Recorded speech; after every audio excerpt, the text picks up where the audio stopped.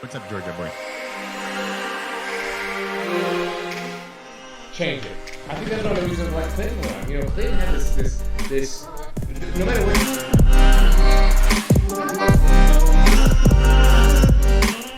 I'll tell you, when we first had this conversation about the letters, you were right. You were right. You loved that. That's your favorite line. You were right. You know, I was just playing it up, and these guys are like, "What? It has a boost." You know, I mean, for 25-year-old guys.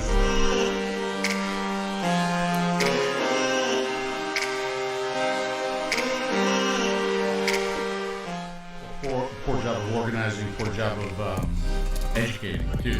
Educating. Too.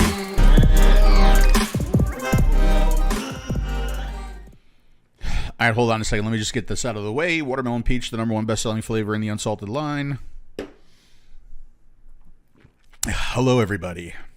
Do you know I had people... are you... Hi. No, I had muted my microphone. Unlike you, I can hear you slurping your coffee like when the intro was playing, but you know. We were talking the whole time. Oh, did you actually mute during the intro? I did. Oh, well, that was very nice of you. Because I'm brilliant. Yeah, go ahead. Yeah, you are brilliant. People were like, I had a couple of people say, are you doing it at 9? I thought it was at 6. Yeah, I know. But we're in U.S. time tonight because you're actually back. No, not Jaeger. Come on, man. JD. Don't you know by now? Jack Daniels. You're back in the States for like what, a day or two? Buddy, let me tell you something. I all day today I was thinking like I haven't drank anything since I got back from Greece. It's kind of like a detox, but tonight I was like, I would love to make me a nice big old tall glass of scotch with some ice cubes inside when the show starts. I come down here to my office. I get my stuff ready, and I look over there in my liquor cabinet. I don't have any scotch. Nothing. You have nothing alcoholic in your house? I have, but nothing that I'd like to drink right now. Like I love scotch. So, but anyway, I am back to the States until a little bit mid-August, maybe around 20th of August. I'm gonna leave and go back to Europe. But it's glad to be back. I missed doing these shows and hanging out with the people, and it's just it's been a while. Yeah, but you did do the shows. We did the shows pretty much all along. I mean, we didn't do as many as we did. Yeah, we did a few. We did a few. When we were traveling, we didn't do any shows, and we're doing shows, but it's 1:00 in the morning for me in Greece. So I think what we need to do when I get back, we need to get into a regular show. I'm going to fix my I got a new apartment in Greece, so I want to fix my office and stuff like that.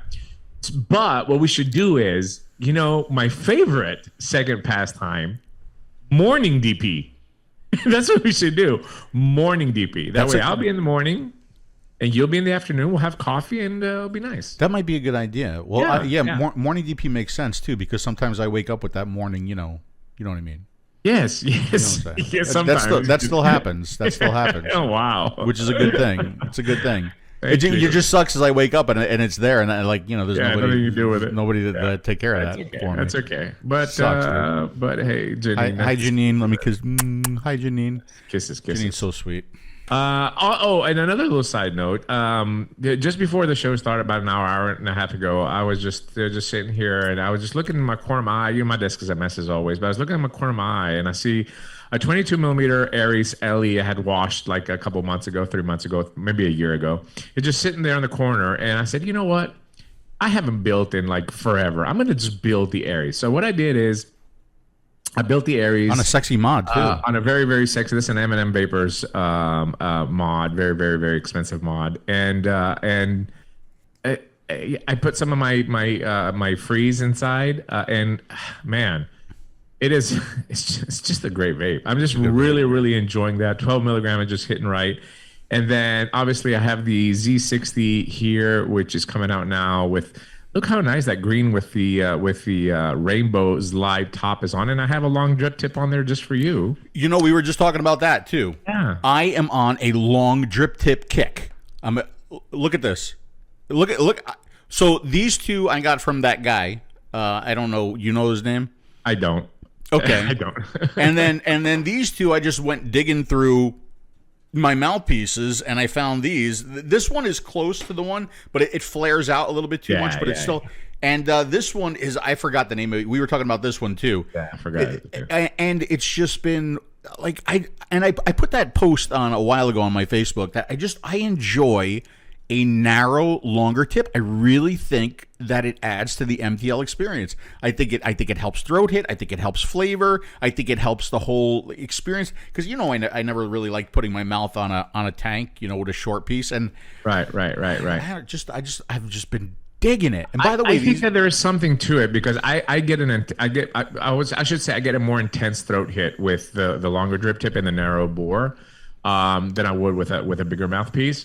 But there's definitely something there, and we've been on a tour, and we're going to talk about this in a little bit. But we were using a lot of pod systems and disposables and stuff, because we're just constantly traveling. Yeah. And since I gotten back, I've been vaping just 12 milligram freebase. I have pineapple mango ice in my one tank, which is the absolute banger flavor in the unsalted line, and then I have my PP tiers in the other setup. And I was like, man, vaping is just so good. It's so good. it's still so delicious. It's still so good. Yes. As a matter of fact, I've got 3 of my tanks right here. I've got the Slide Top in the gunmetal here with my watermelon peach, the #1 best-selling flavor in the unsalted line. Give me a second. Zenith 2 with the same liquid. This is like one of my favorite devices. This is my Stormtrooper. Again, watermelon peach, and then my little Gozi. Right, yeah. and I've got to get a tip for that. That white tip does not look good on it. It doesn't look good, but but it's just it's a good vape, man. It vapes good, but yeah. What I have in this one is a liquid that might be coming soon. We got little secret meetings going on behind the scenes. Teaser. Okay, little teaser. There might be another 3 in the unsalted line. Little hint. Enjoying the Clips. Let me tell you something, guys. The Clips is just an amazing pod system. For the money, you're not going to find a better. I'm just going to go ahead and say it. You're not going to find a better pod system on the market for the money right now than the Clips. I cannot keep them in stock. In fact, in Greece, they're just selling like hotcakes, and they've been a great tool for people that are using disposables that want to come in and something inexpensive. I give them a Clips in a 10 ml bottle under $20. Because listen, if you're gonna buy a 1200 a puff disposable for $20, inside you're gonna get 6 meals for $20. Literally, you're paying $3 per meal of liquid. $3. When you explain this, by the way, if you have a shop and you try to explain this to a customer, it takes them a while to like kick in, right? But you're paying $3 per meal for liquid. It's ridiculous. So you tell them, look, you're going to get this 10 ml bottle, you're going to get this Clips for $20, and you're going to be able to vape for the entire week. You don't have to buy the thing. And they're like, oh, really? So the price really, but ultimately the product has to be good. And the Clips is a fantastic pod system. In fact, we're releasing some new gradient colors. Phil, I've sent you over a picture on your messenger. The new gradient colors look so sick. I cannot wait to get this into the shops for the ladies that come in, because the ladies are really gravitating to it because of the cap. Obviously, they close the cap, they put it inside their bag, or they're going to put it in their purse, they're going to put it in their jeans or whatever, and it's just fantastic, man. It really is. I have this photo anyway. Okay, that's fine. That's perfect. Yeah. That's perfect. There you go. There's the new gradient colors, is what they're calling them. Gradient colors for the Clips, and some more Clips. Exciting news coming soon. We can't tell you anything about that. Can't tell you anything about that. Yes. Hey, but we were just talking about a particular e-liquid that we should watch this right here, maybe. What did you say? It's some bullshit. What did you say? This is so good. It's very delicious. Number one. I want a box. All right, absolutely, we'll get you some. I missed the initial reaction. He almost had an orgasm. I don't think that was the flavor. No, I swear to God, he got a little hit him in the head, and he's like, oh, like that. No, it was the flavor. He's very excited down there. Sure. The little wet spot. He did. Literally, this bottle was full a while ago, right? And people are coming here asking for watermelon peach, the #1 best-selling flavor in the unsalted line. He's using it over here. I told him, I said, It's 12 milligram. He said, yeah. Yeah. And it's going to be for sale very soon. Where? GFC 𝗵𝗵. GFC 𝗵𝗵. Wholesale. Not only do you get to buy it on their website, but when you buy it on their website, you see our beautiful pictures. Yes. Our faces. Yes. Also, who packed that order before it went to 𝗵𝗵? I packed it. Right. So you literally have touched every one of those bottles. I autographed the box. Yes. Right? Only Maria's box I kissed, though. Yes, yeah, you did. I didn't you kissed. It's not his. I didn't kiss his box. Yeah, I'd be worried if you did. Yeah, okay. All right. Yeah, put it. Oh, you want me to put it? Okay. Yeah. It tastes better if I do it. Look, #1 best-selling. So Look, delicious. Oh my God! I can Take care of him. smell Take care of the him. delicious peach. Buddy, let me tell you something. and watermelon. You know what was really funny about that? About that entire video? Is like you forgot the name of the company. No, I didn't. No, I didn't. You know what? You know what? You know what's fucked up? What's fucked up is that I knew you were going to say that. So I listened back and I said 𝗵𝗵 before you said GFC 𝗵𝗵. You want to go back? You want to go back watch? No, I saw it, but you hesitated there for a second. I did hesitate because I know,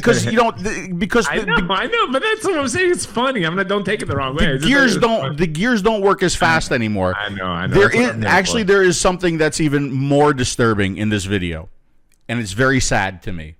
What? This picture right here. Why is it sad to you? Yeah. We'll get to that later on. We'll get to that. We'll get to that later on. I knew you were going to say that. Yeah. It was just funny, but listen, the liquid's selling very well. We'll tell everybody a little bit where it's spreading all over Europe. It's in 5-6 countries right now, and very, very good response so far. And once again, we're carrying Matt Cully, but that's okay. He's got lips to plump and kids to feed. Yes. But hey, we're back. We were just on a world wind tour of vape expos. I think we did 5 countries in 7 weeks, if I'm not mistaken. 6 countries if you put in France as well too, which was about a month before this tour started. And we already did the Italy video.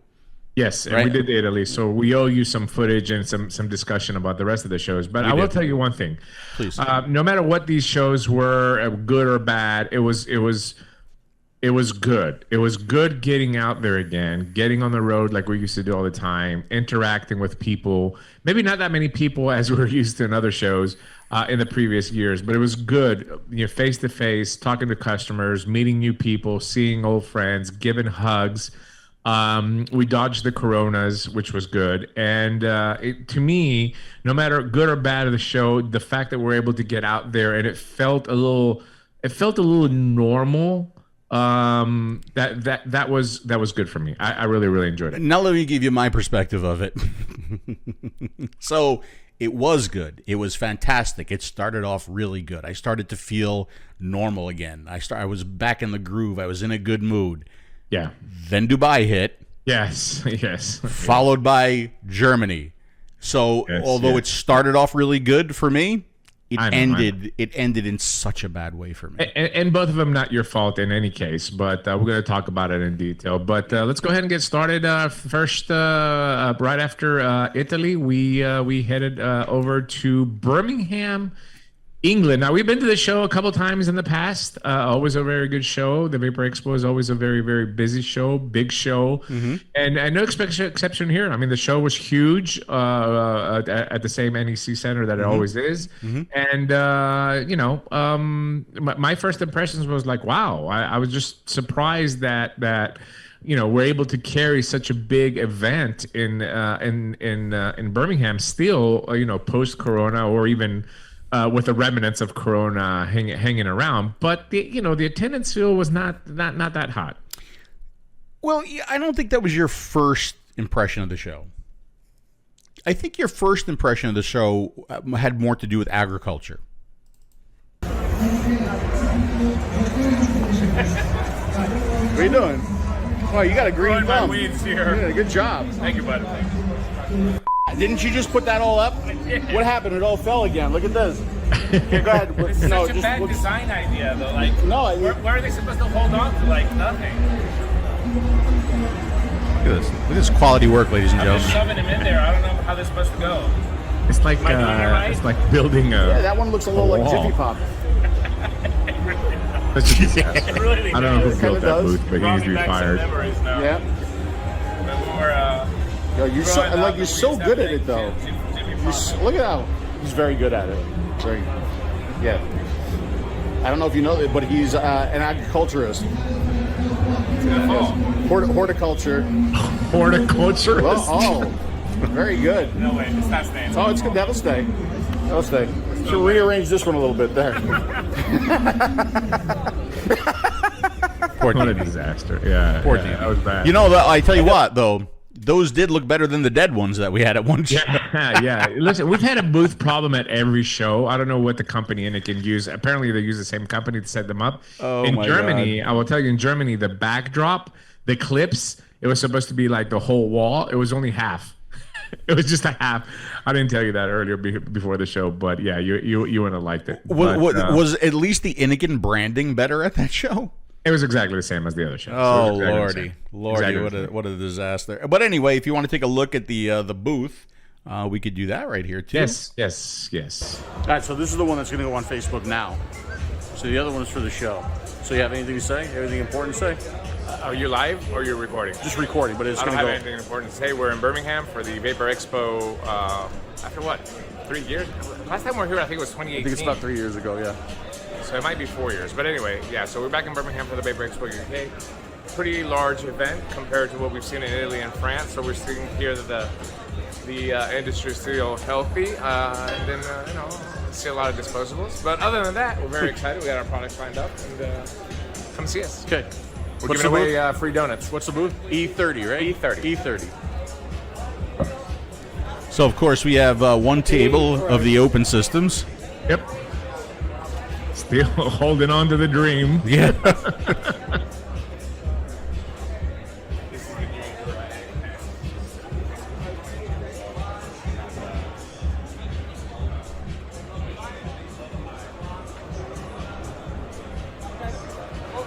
Look at that. That's the 𝗵𝗵𝗶𝗀 crew back there. They were taking a picture while I was filming this. That's nice of them. Vaporists are good. They can hang out in our booth if they want to. We don't care. By the way, let me tell you something. Pause it real quick. Those guys were from VPZ, which is a big retailer that we work with in the UK. They got like 150 stores. And I completely forgot their names right now. But let me tell you something. These guys were amazing. Just great help. Benedict behind there is our marketing director. He's a really good guy. Really nice guy. Those three guys did just an amazing job, especially the VPZ guys, because they're in their shops. They're in the same way. They try to sell coils and open systems. They knew our products very well. They were very familiar with the platform series. So I just want to personally, from me and Phil, thank them for their hard work and their dedication for the show. Absolutely, Benedict too. He can sell anything to anybody with that accent. We have an interview here with Benedict and Jimmy behind the 𝗍𝗂𝗍𝗂 technology. We're not sure if we're going to get to it tonight in this video. Maybe it'll be in a future video. Maybe it'll be standalone. But just a really nice, smart guy, well-spoken, and just the way he talks, he sells it. He does a really, really good job.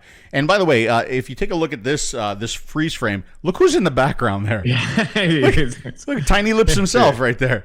How much did they pay him for that? How much 𝗵𝗵𝗶𝗃 paid them for that? No, nothing. Nothing.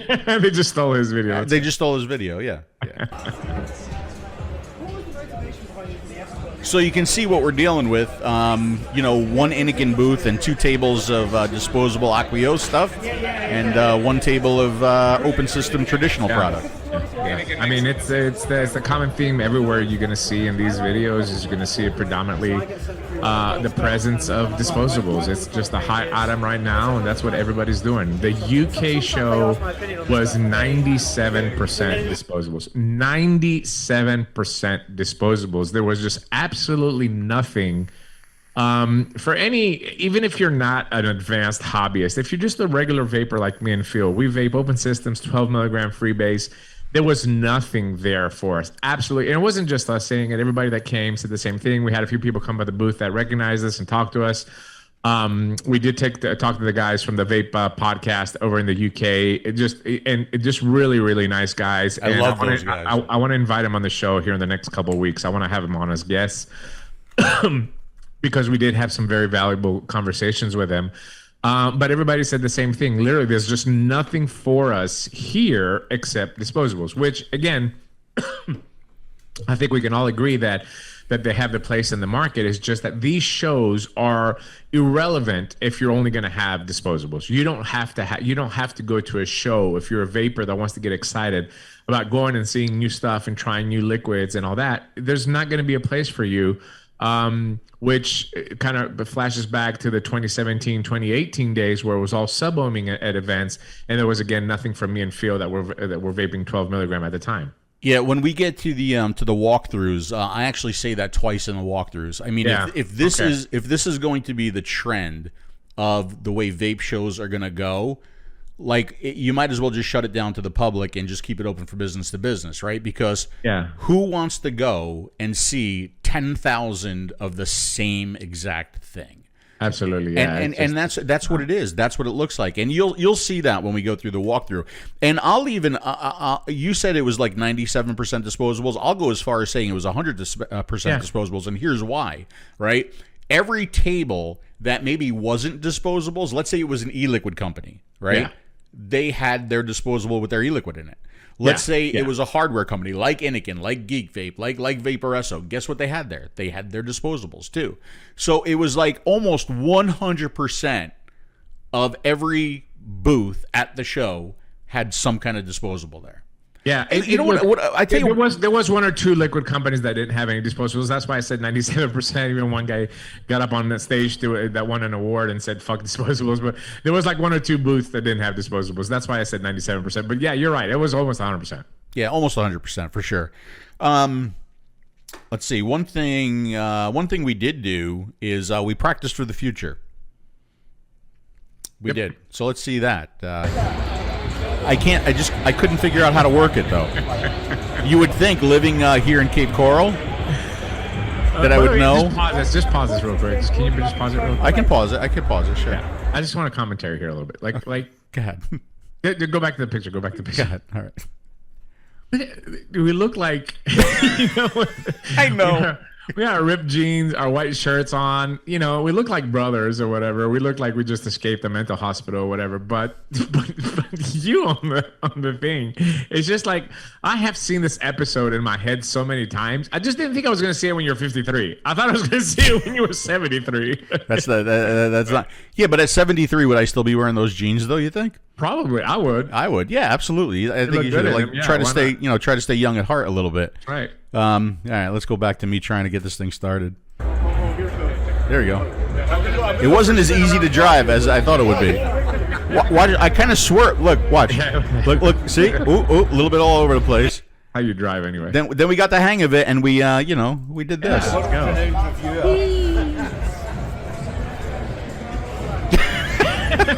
Turn around, go the other way now. All right. I don't know how did we just crash and burn there with that.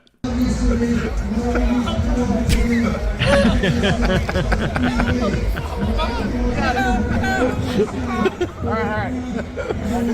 It's good. Janine, yes, there's no reason for you to go to the UK, baby. There's just nothing there. It's just disposables. That's what it was on the show. Listen, I'm not bashing the show at all. The organizer, we saw him, we talked to him, we saw a lot of friends again in the UK. It was good to hang out with them, but the UK right now is the biggest market in Europe for disposables. There's just tons of product, and for better or worse, I think there's a lot of bad things that have happened in the UK. There's just been a huge black market with non-TPD compliant products. Kids are just getting a hold of them left and right. So I think that eventually the UK, which is sad because it's one of the premier supporters of vaping for their citizens as far as the planet is concerned, I think that we're going to see some bad stuff coming out of the UK once again from our industry. Once again.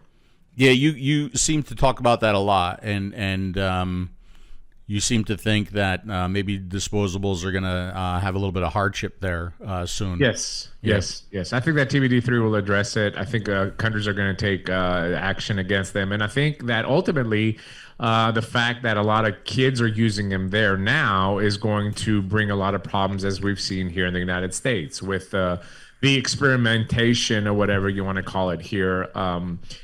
Look, ultimately, there's my personal opinion. You know that we need to figure out what the harm is before we say we need to ban this for the kids.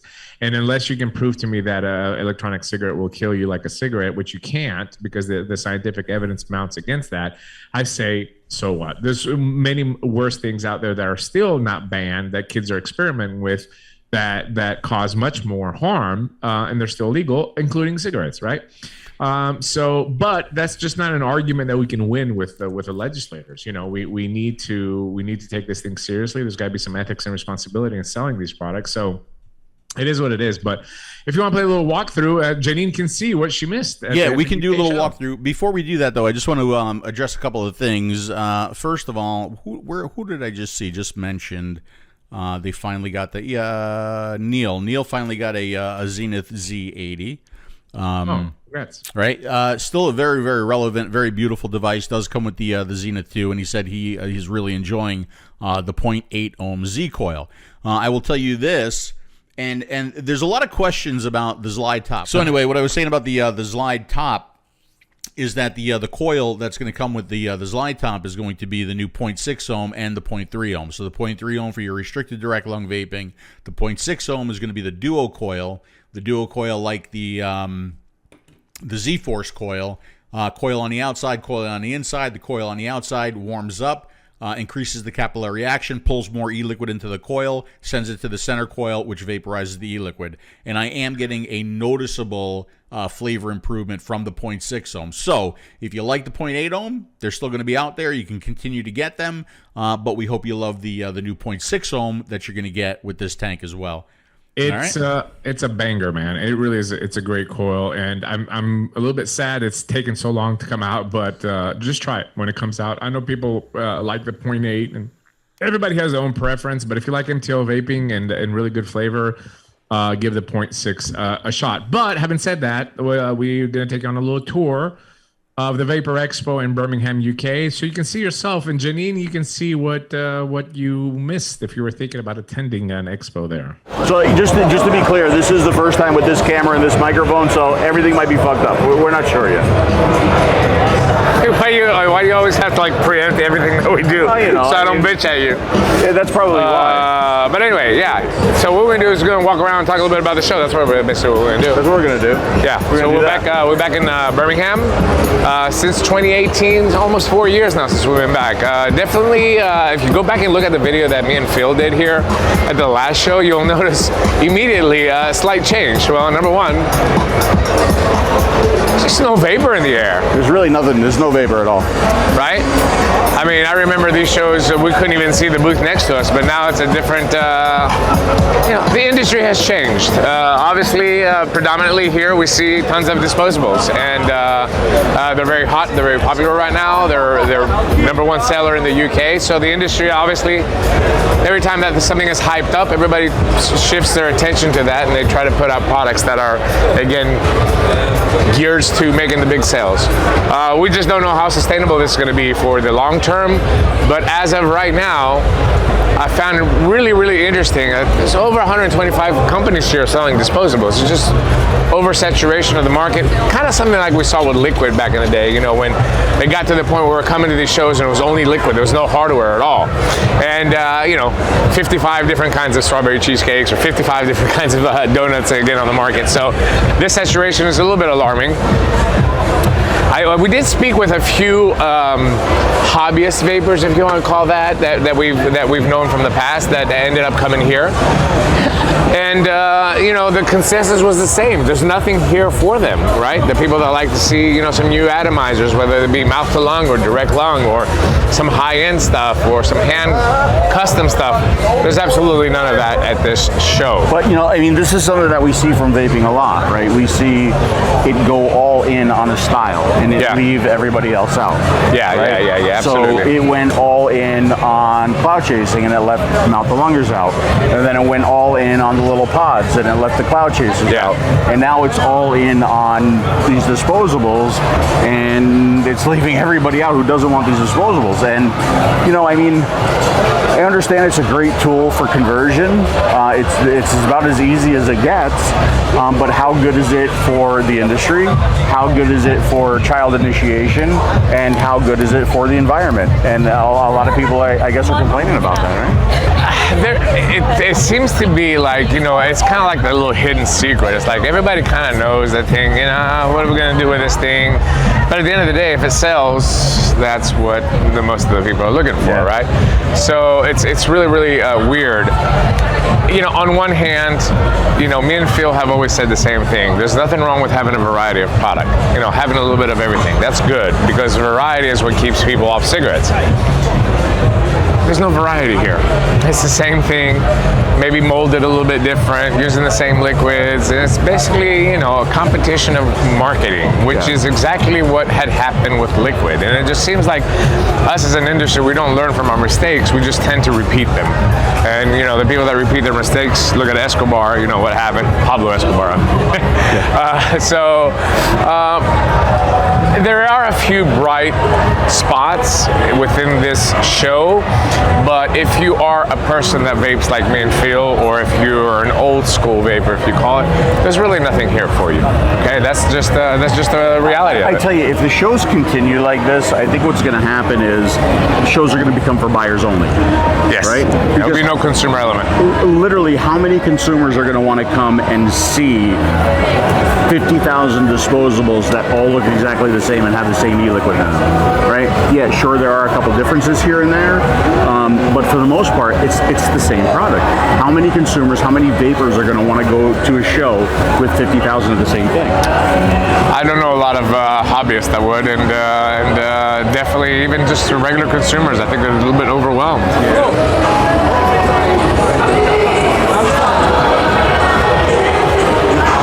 Hello.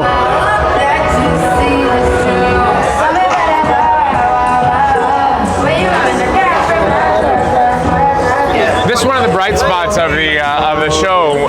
Monster Labs, Jam Monster, is coming back to the EU with a very strong presence, and one of the few companies that still makes a lot of open vapor liquid, right? Even in America, their market share has continued to grow because they've always continued to make liquids. So a lot of these companies that have shut down, moved on to CBD, Delta 8, or disposables, they have their own disposables as well too. But you can see like there's a plethora of open vapor liquid, over 60 flavors, and it was just nice seeing them set up this really wonderful booth here.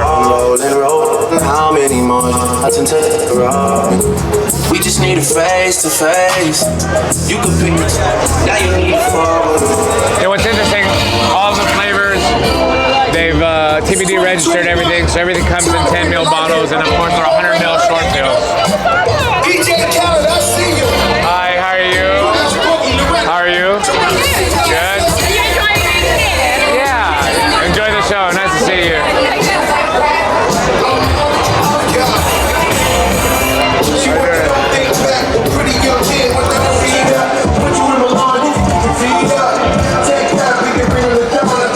What I found really interesting is that the shop owners that we talked to,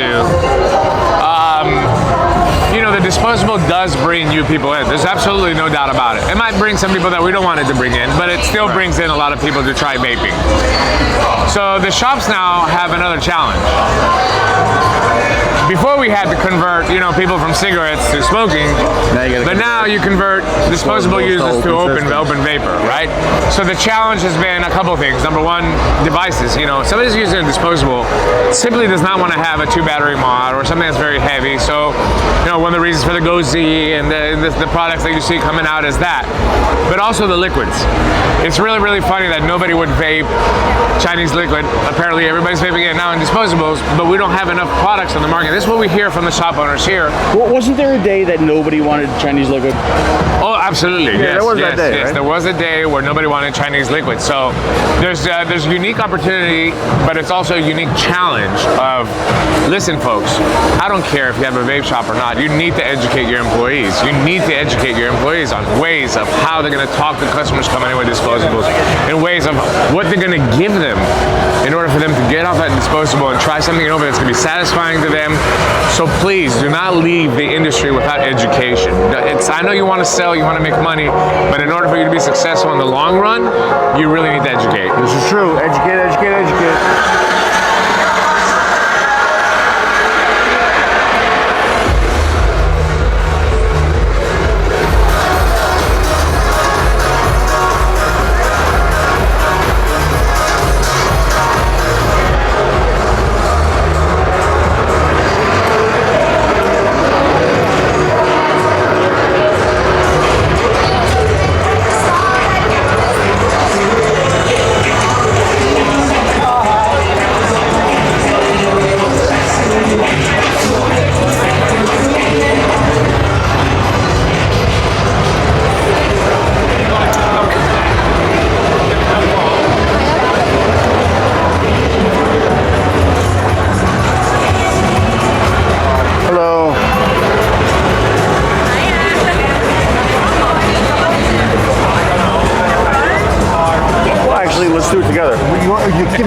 fucking thing.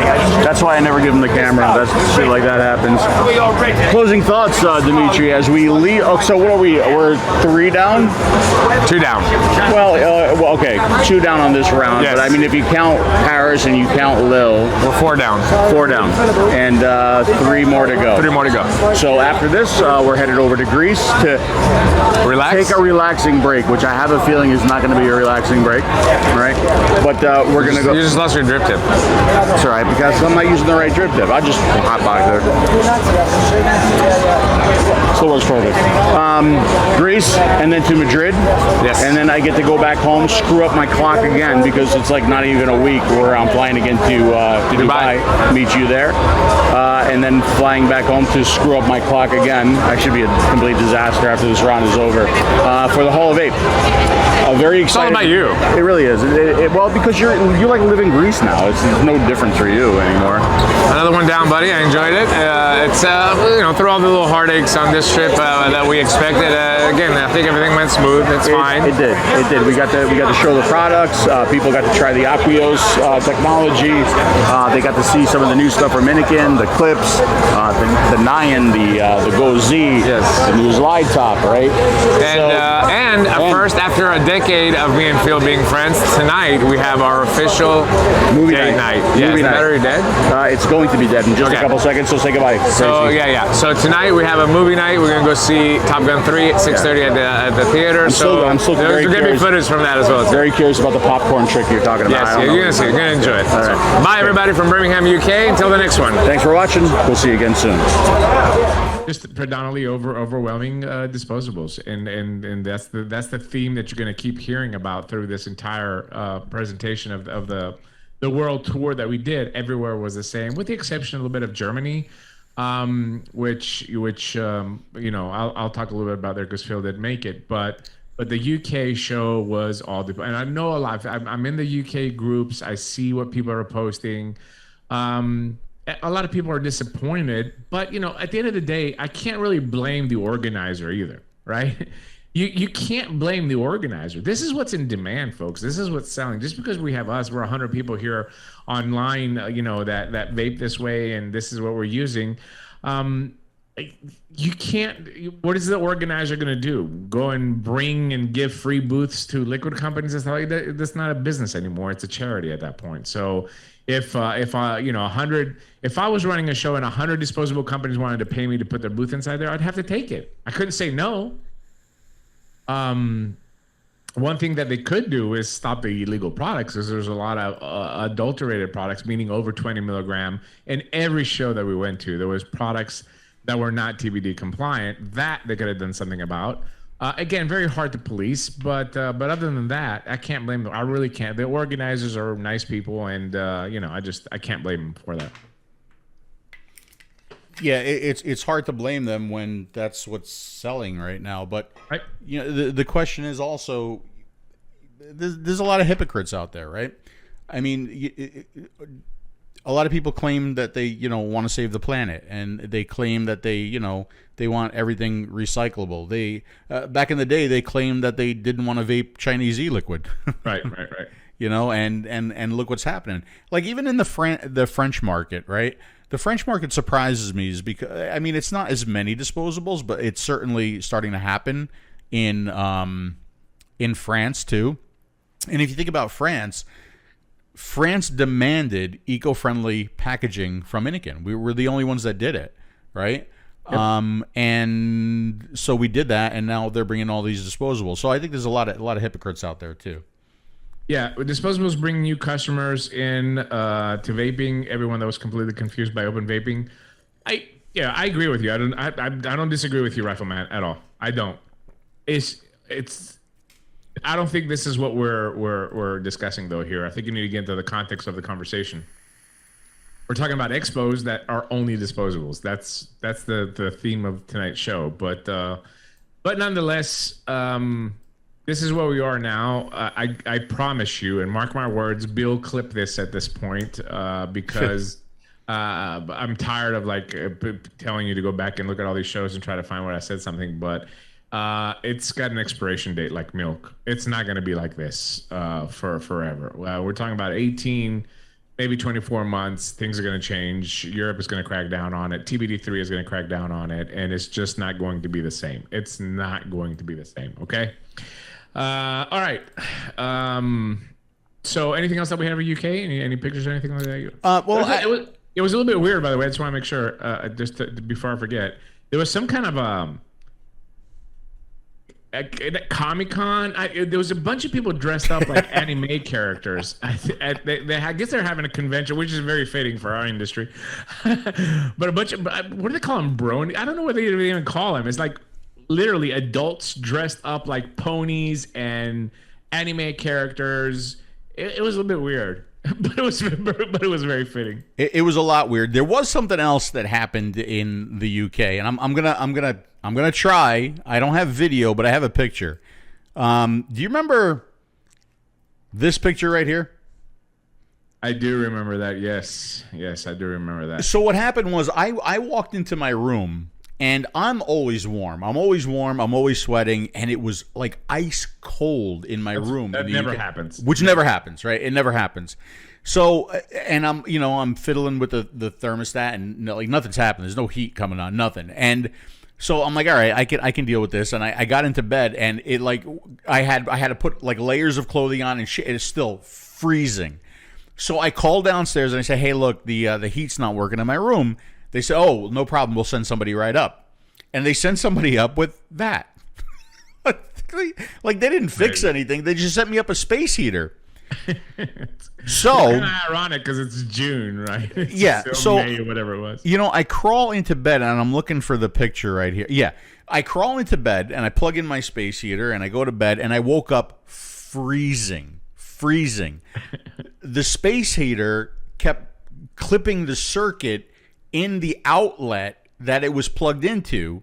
So the next day, I tried to unplug the space heater from the outlet and plug it into another outlet, and I couldn't get it unplugged because it melted. It melted into the wall, and I have the proof. I mean, there's the plug. We almost caused an international incident again. Look at that! Look at that! Like I don't make this shit up, guys. That was the outlet. It melted into the wall. You could have lost me. That was nuts. You could have lost me. It was unbelievable. So yeah, that happened in the UK. There's always something interesting that happens in the UK, though. Speaking of that, we left UK and we went to Greece. We did go to Greece. Which, because we had a very short time in between Spain and Greece, we decided to go to Greece for a few days and relax. Really is what we're planning on doing, but we ended up working. But to be fair, I want you to tell the people that I mean, all I do in Greece is work. People think you're in Greece, hey, having a good time, and I work like 12 hours a day. I work. So obviously we had to work because there's a huge demand for unsalted and unsalted on ice all over the world now that we're manufacturing it in Greece. So that's what we did.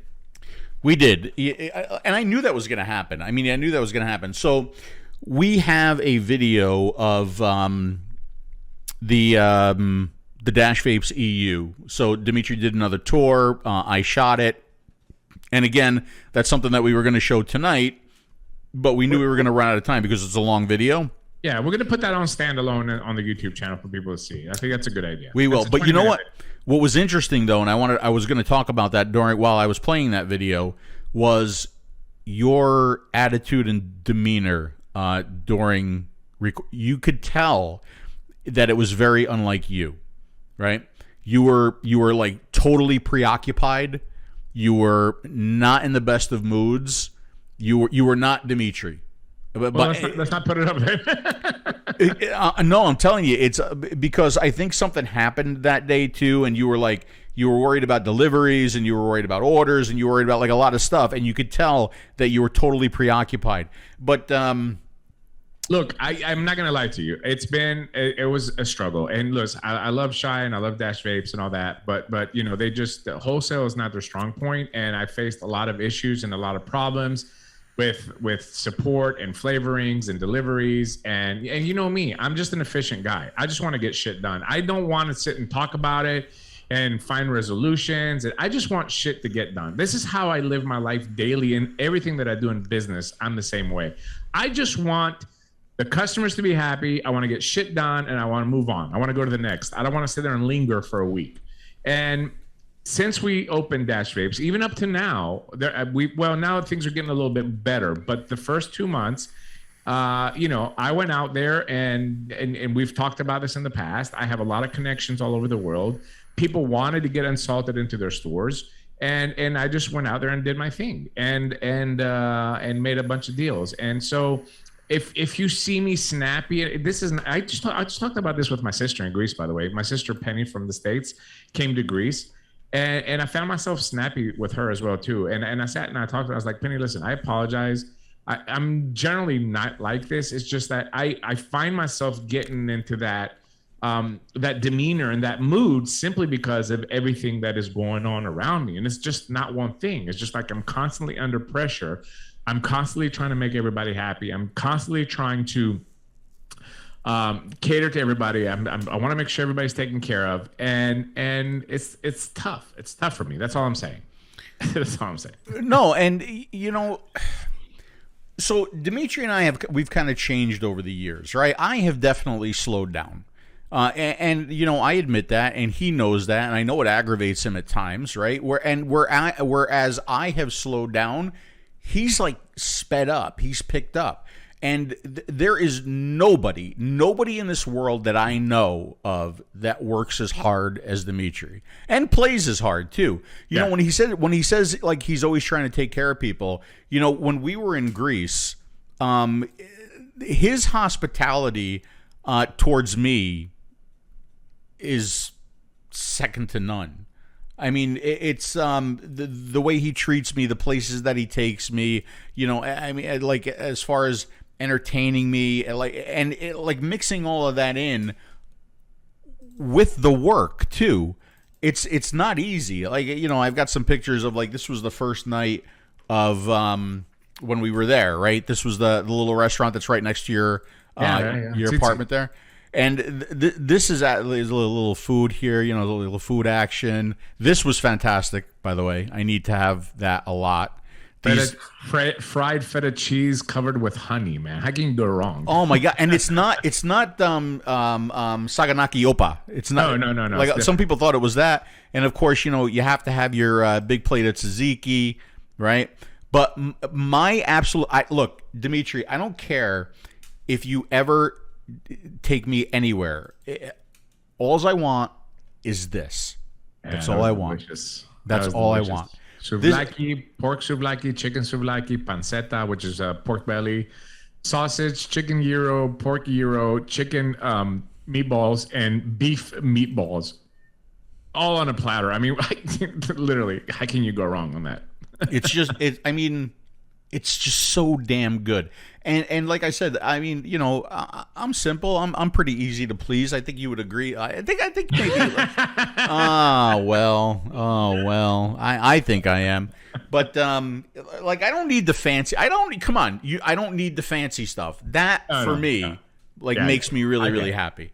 I get it. And it's good. It's delicious. But most of the time when I was there, this is what I saw. I mean, just like him at his desk at Dash Vapes EU, staring at the screen. Of course, you got the coffee here, the delicious coffee. No paper straw, right? There's a plastic straw. They know me. They know you. I got people there. And that was it. And it was a lot of work. Yeah. And let's see. I'm gonna try this. We're gonna try. All right. Let's try it. What else can go wrong? What else could possibly go wrong tonight? So let's see. If I go here and I go there, I mean, this was one day. Yep. Like delivery service. What do you think? I have a desk job. I'm the courier. I'm the salesperson. I'll get the door for you. This is your original shop. Oh shit. This is the first one, opened 2017. Yes. And it's also the warehouse and the website is all service. How you doing? I'm fine, and you? Good. Now here's another one. Yep. Yeah, this is the newest store. I am the courier, buddy. I can deliver. You should have a runner. I am the Can courier. I come here and be your runner? This is more. And you got to meet Stefania there too. Yes. Just to make a nice one of these. Hi. How are you? Fine, you? Good. Stefania. This Stefania, how are you? I heard very good things about you. Look what Stefania has done. She's so smooth. No, it's wrong, though. Had to fix the display. Take this. Put the watermelon peach first. Okay, there we go. Fix the display a little bit. There, I helped. It's wait, it's still wrong. Yes, good job. You got to put the #1 best-selling flavor. Right. Actually, this is still wrong. Here, let's take this here. Yeah. That's definitely right. Absolutely. There we go. Sorry, buddy. If you were here, you could adjust it. We're going deliveries. Third one in a day. Yep. Yeah, Live in another box. We're in the Monastiraki area of Athens. Busy shopping district down here. So the last time I've been here, or the last time I was at this shop, it wasn't this shop. It's a different shop. It's a different shop. Still a vape shop. Still a vape shop, and now it's under the Liquid Puff brand. Yeah. Right. And it was Queens. It was Queens, yes. Right. I was here for the grand opening of Queens. Yes. Oh, yeah. They have the 𝗶𝗄𝗄 actual size on this shop here, and they have the Dimitri ones on the other side. Yeah, okay, yeah. They need a whole special area for yours. You do a lot of deliveries. What can you do, man? I found them good, nobody's gonna do it, so just want to make sure that the... Let me get the door for you. Hey, hello. So that was 3 deliveries in that one day. Yeah, it was brutal. Are we still sending out? It's still going. Yeah. Oh, keep rolling with thank it. God. All right, Let's good. do it. All the problems. We're gonna be here till midnight tonight anyway. So might as well. We'll go a little overtime. By the way, good evening, Breeze Tones. I did use the Breeze Tone MTL coils on this build here today, and they are fantastic. 0.48 is just it's banging. It's a really, really good coil. So thank you for sending that out my way. Yeah, I mean, Greece, it was supposed to be relaxing, but I can't relax. The only time I relax is here in the States. Like I hate being here right now because I can't work. But on the other hand, I'm trying to relax a little bit and then go back full blast for the fall and continue the work that I'm doing. I will tell you, Phil. Please. I'm very, very proud of Unsalted because there has been so much demand for it. Very, very proud. We're on GFC Pro Vap, which is the largest wholesaler in Europe, and huge thanks to Munir for stepping in and not only carrying the liquid. They've restocked Unsalted twice now. They just ordered Unsalted on Ice. It should be live this week. They did a great job with their marketing team with putting our faces up there and putting a little context behind the line, really pushing the fact why we designed this line for MTL and pod systems. Again, we were just thinking ahead of time when we designed this a few years back with Matt and with Dash Vapes, because we did see the writing on the wall, and a lot of people are switching to smaller systems and pod systems, and you need to have flavors that you can help them convert from pods to disposable vapes, or if they're going to use something small that's very flavorful. So GFC Pro Vap, thank you so much to them for carrying it, and we're going to give them continued support. Right now, the liquid is in Portugal, the liquid is in Spain, the liquid is in Italy, the liquid is in Greece. Obviously, probably 75% of the stores in Greece have Unsalted and Unsalted on Ice right now. It's in the other 3 biggest wholesalers in Greece too. It's in the 3 biggest wholesalers. Hold on, I have proof for that. And I picked up a Hey fourth. Phil, you know that Unsalted, including the #1 best-selling in the line. No, it's the #1 best-selling flavor in the Unsalted line. You think you'd know it by now. Yes, it's now carried by 3 of the biggest distributors in Greece. Right? Yes. Absolutely. 𝗵𝗶𝗶, Maria, that's your girlfriend. Etymology, Maria. Maria, #1. AGT Wholesale. AGT Wholesale. And K110. And K110. So if you're a vape shop in Greece, you should contact them immediately. Absolutely. Like now. Absolutely. You should not even be watching this anymore. You should go right now. You should go there. Anything you want to say to Maria specifically? I do, yeah. Okay. Oh, it's so creepy. It's not creepy. Sexy. It's not creepy. Also, Smokey just picked it up this past week as well too. So the biggest, all the wholesalers in Greece now carry Unsalted on Ice because there's huge demand for it. Just the other day, it went live in the UK as well too, on 𝗵𝗵𝗶.co.uk in 2 versions. We have it in a short fill version and we have it in a long fill version as well too. That's available now on 𝗵𝗵𝗶 UK. You just type unsalted in the search over there on top, and you're gonna see the thing pop up. Sorry, I didn't have these. I had them ready before, but you know. That's okay. That's okay. There you go. All the unsalted on there on 2 different versions. There are long fills and short fills. If you're a high nicotine vapor, pick up the long fill.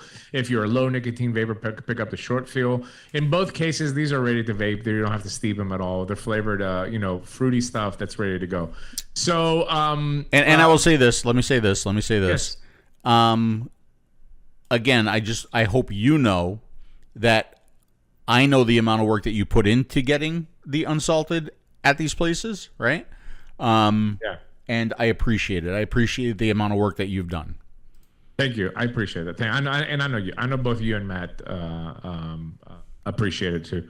But don't forget, it was a lot of my promotion. Like when I hold it up and I say that, well, clearly it is the number one best-selling flavor in the unsalted line. So now we have to do a shot. And by the way, can I book a drop-off for Adelaide? You can order -vapes.eu, Breeze Tones, absolutely. Enjoying watermelon peach at 6 milligram and Eclipse. Outstanding vape, says Rob Koppel. I'm telling you, you're not the only one. A couple of my friends in Greece, very, very close friends, are using the Eclipse with the watermelon peach. I hate to say it. But like my pride, but they absolutely love that vape. 9 milligram is the preferred nicotine strength on the Clips for a lot of these people because the Clips hit so well. The power to coil ratio is perfect in my opinion for an MTL vape.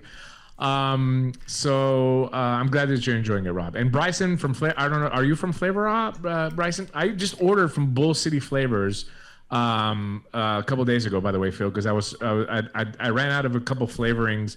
What a great company Bull City Flavors is, and I ordered some of the Flavor pineapple that I put in my recipe for PP tiers. But anyway, thoughts on what do you think the Greece Expo will be in September? It will be shit, Bryson. I mean, I'm sorry. If you're asking me, I'm telling you, I'm not booking a booth there, and I'm Greek. So if that's telling you anything, then you win. All right, so that's pretty much Greece. We worked, we ate really good, we partied hard, and then we had to get back on a plane and head over to Madrid. We did. We went to Madrid, and the first thing that we did in Madrid was actually some very, very important business.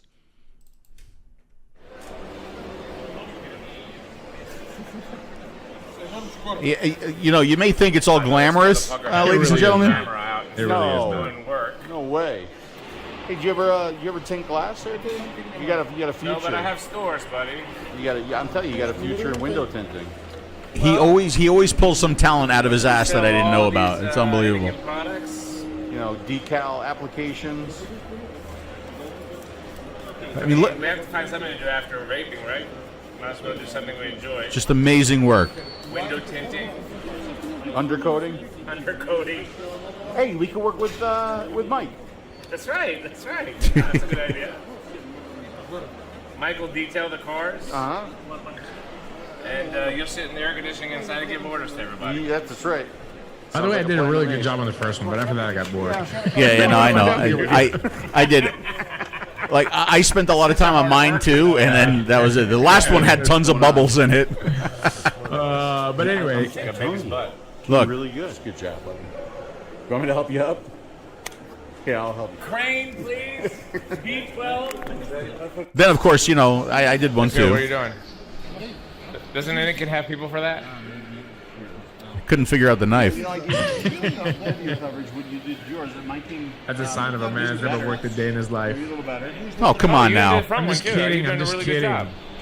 When Anakin hired you as a designer 6 years ago, did you ever believe that you're going to be putting stickers up in Madrid, Spain? That's a valid question. It is a valid question. Probably a dream come true, buddy. The answer is no.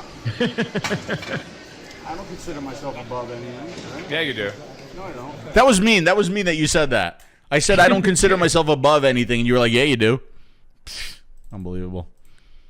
So, yeah, that was our the first thing that we did over there in Madrid. I used to do tinted glass for sure, yeah. You did what? Somebody said I used to do tinted glass on cars. That's why I was good on my thing. I'm telling you, like, you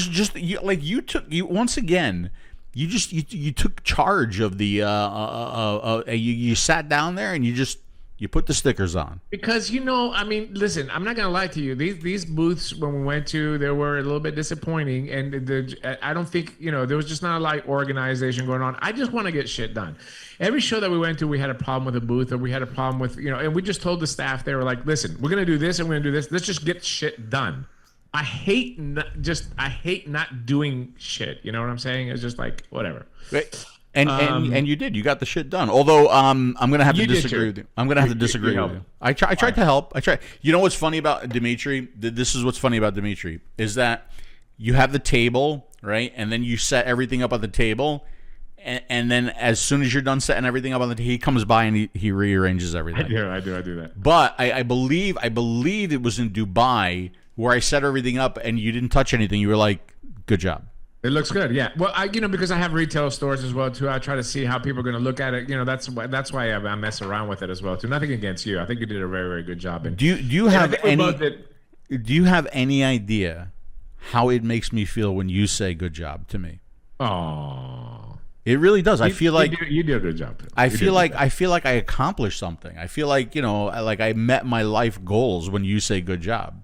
We worked very hard on these expos. Trust me, folks. It was nothing glamorous about it. We worked very, very hard. And because a lot of the Chinese couldn't come from China, a lot of it was left on our shoulders because the teams that we had there were not experienced with vape shows.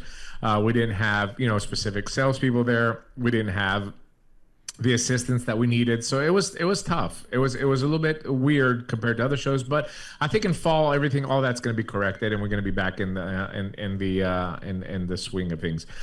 Bryson, that's when I was kind of worried about the Greece show. Germany was definitely uplifting. Yeah, I mean Germany was good, not what it used to be, but definitely good. But I guess we're going to have to wait and see for the fall and see what happens, Bryson. I think that we'll save it for the end. We'll give you our overall thoughts on what we see as shows are progressing. Okay, what's up, Juma? Nice to see you, buddy. From Dubai. We did meet a few really, really nice people in Dubai as well too. Anyway, back to the Spain show. A little bit better as far as the selection. Not a little bit better. A whole lot better than the UK show. Would you agree, Phil? As far as the Madrid show? Yes. I would totally agree. As a matter of fact, we're going to go through the walkthrough pretty soon. But what I noticed was, there were the disposables, but there still seems to be a market for open systems in Madrid. Would you agree? Yes, 100%. Yes. Yeah. As a matter of fact, should we do the walkthrough? Should we try? Yes. Should we try it? Yes. It's short, isn't it? It's short, isn't it? It's not horrible. Let's see. And you're going to see the modders gallery too. Okay. Another day, another country. Another day in paradise, my friend. Yes. We're in Madrid, Paris. Not Paris, Spain. We're in Spain. Spain. I was going to say Moderna, but that's the vaccine. Which apparently doesn't count for anything because you still have to get tested before you go back to the US. I got to get tested again. I can't believe. My nose is going to be so raw after these trips. I will tell you what, man. Tell me what, man. We've traveled a lot and we still have quite a few trips to go. Big surprise for me here in Madrid. Big surprise.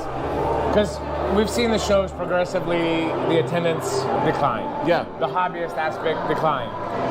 But wait. Not in Madrid. Not yet, at least, right? We're seeing that the industry is still healthy here. Even though this is not the biggest show that we've been so far, I would say it was the smallest show from just, the people that are displaying product. However, the attendance has been very, very healthy. We see a lot of open 𝗵𝗵𝗶 product, and we also see a very nice modders gallery. Just amazing. I'm not sure. There might be the modders left. I mean, it's late in the day right now. And I know people are going to look at this and like, oh, there's nobody there. But this is the end of the day. This is the only time that we really had to shoot. Right. And it was fairly crowded today. I was surprised with the number. A lot of people. I don't have the front camera on it. Maybe it's recording us both. It's good.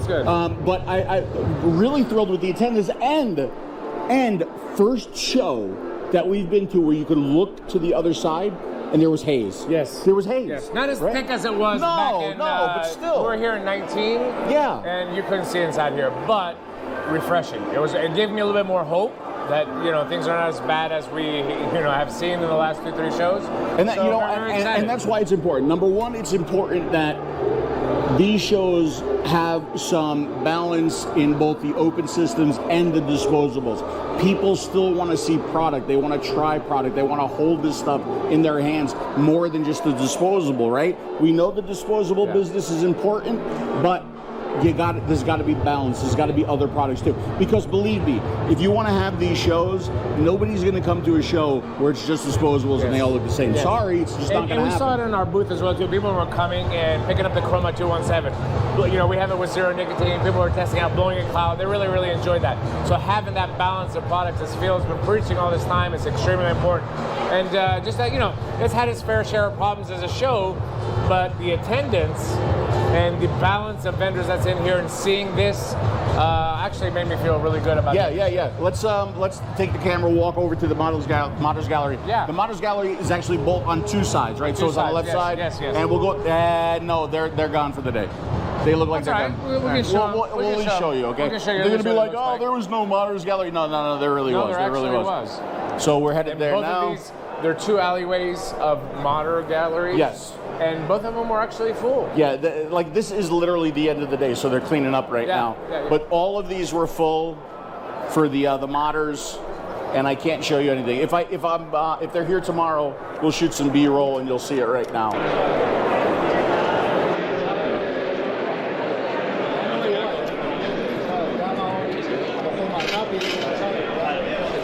It's always nice to see that. Yeah, absolutely.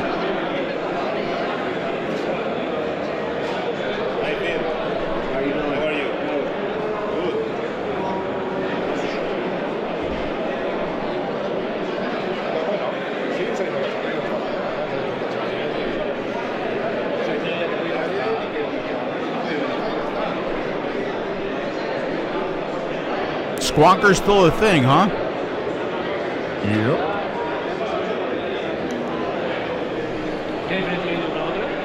Vamos a ver.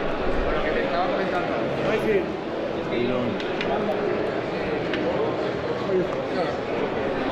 Acabados, colores, plateado, azul,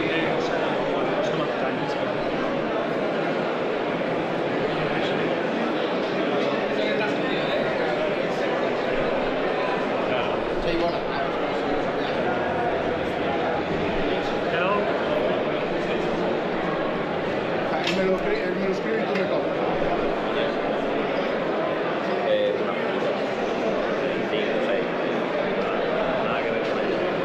Pero si no, en que te encuentren desde el principio. ¿Te gusta? Llévate alguno que te quede. Siempre he odiado tener uñas y ahora me las tengo que dar la boca de la cuenta por culpa de...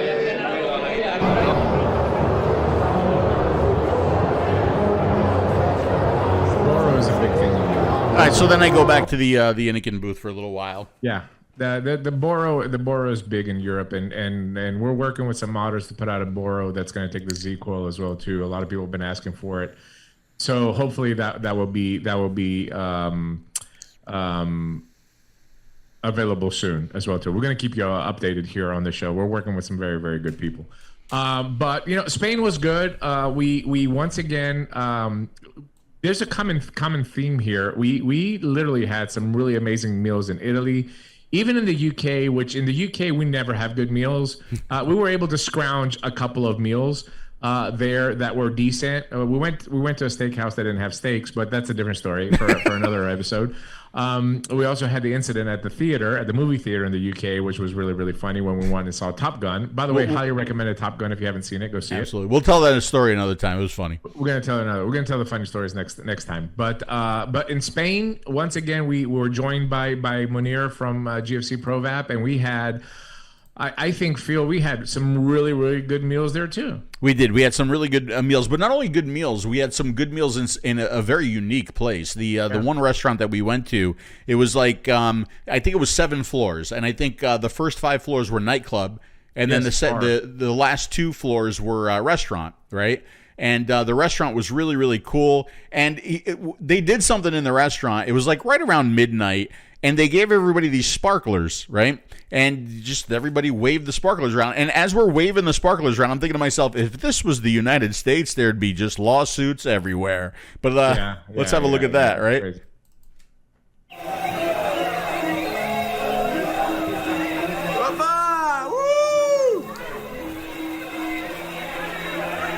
Hey, don't cross the streams. Whoa, look at that.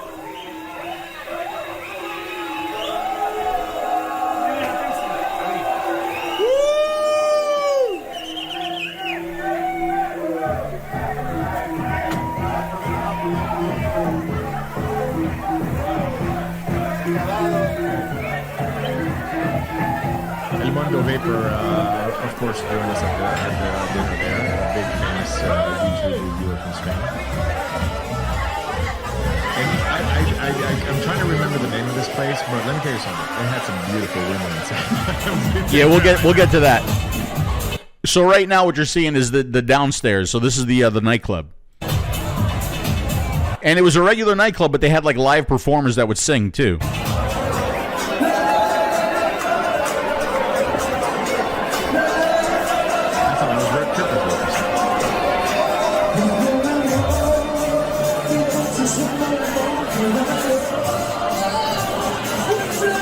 Let me tell you something.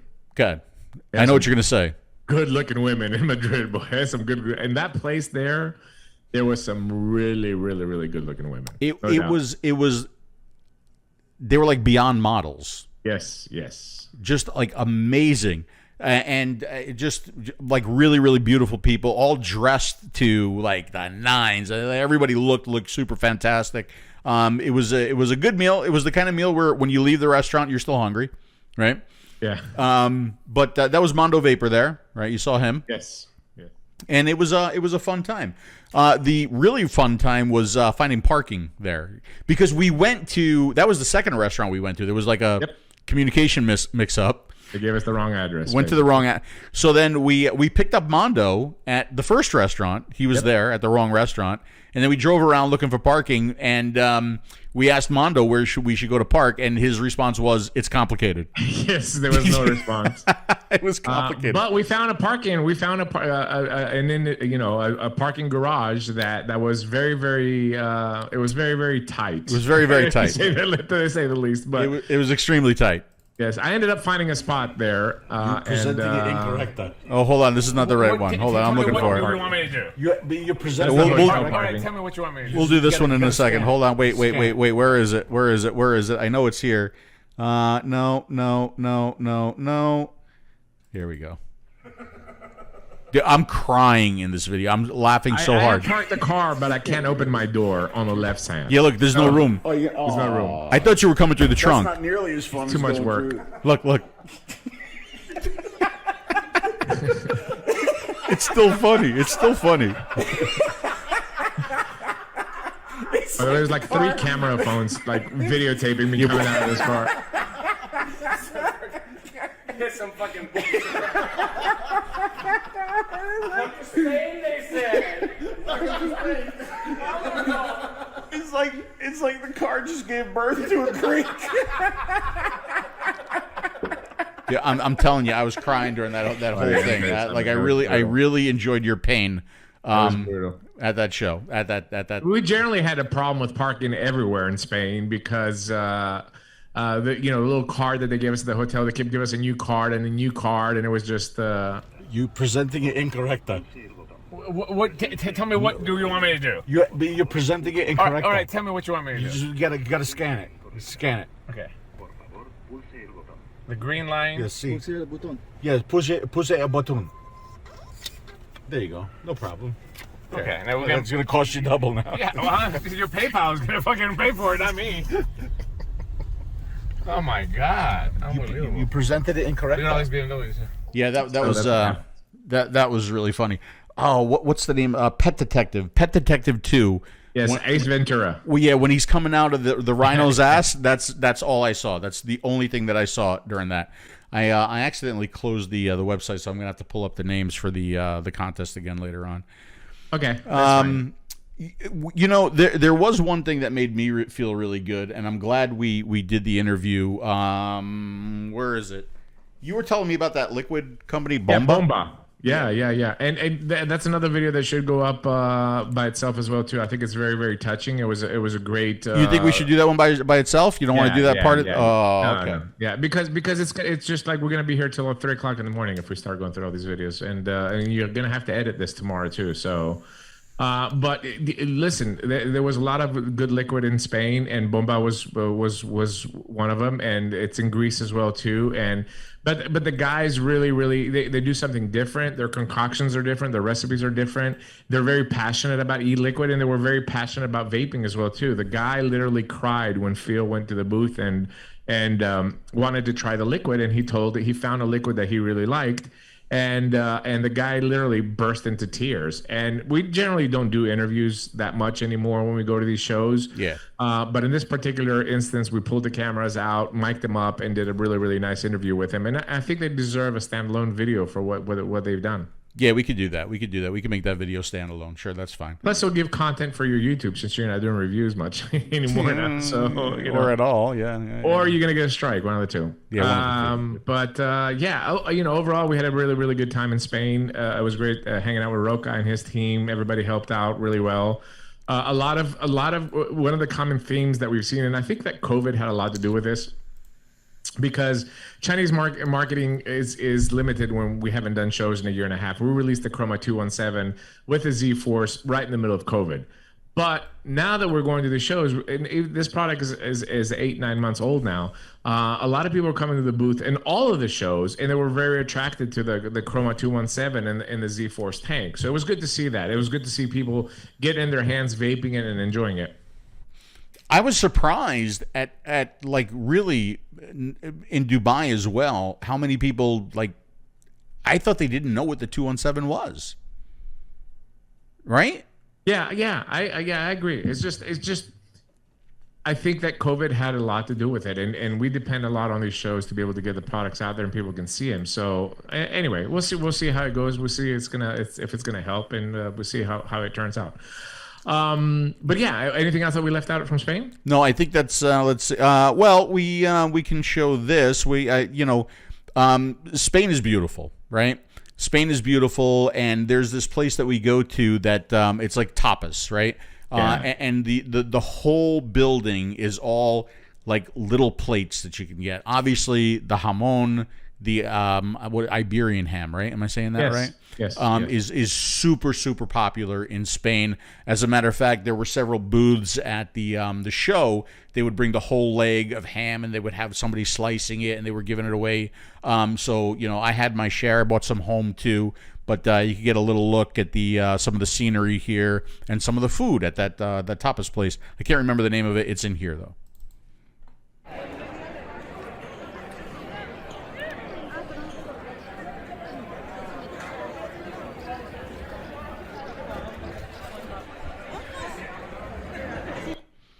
So now we could talk over this a little bit. Yeah. Spain, Madrid is just absolutely gorgeous.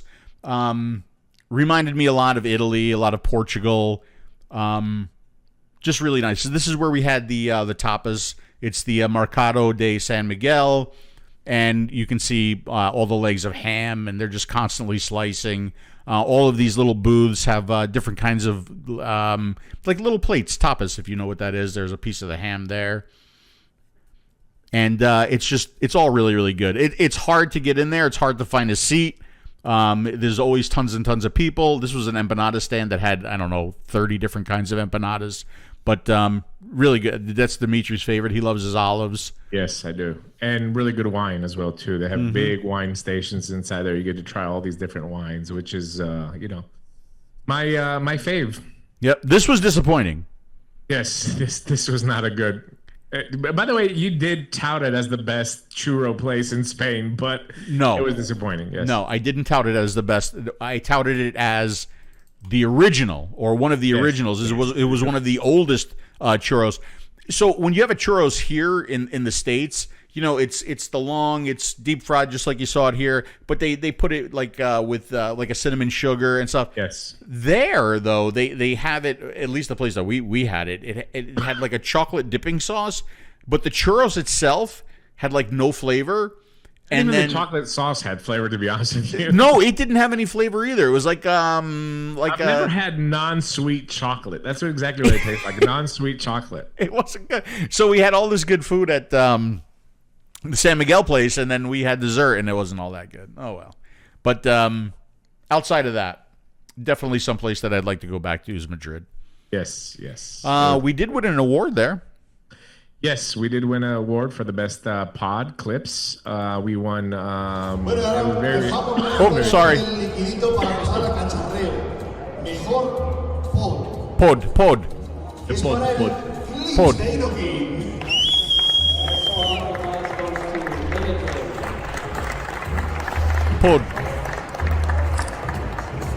So here's the team. Here's us getting the award.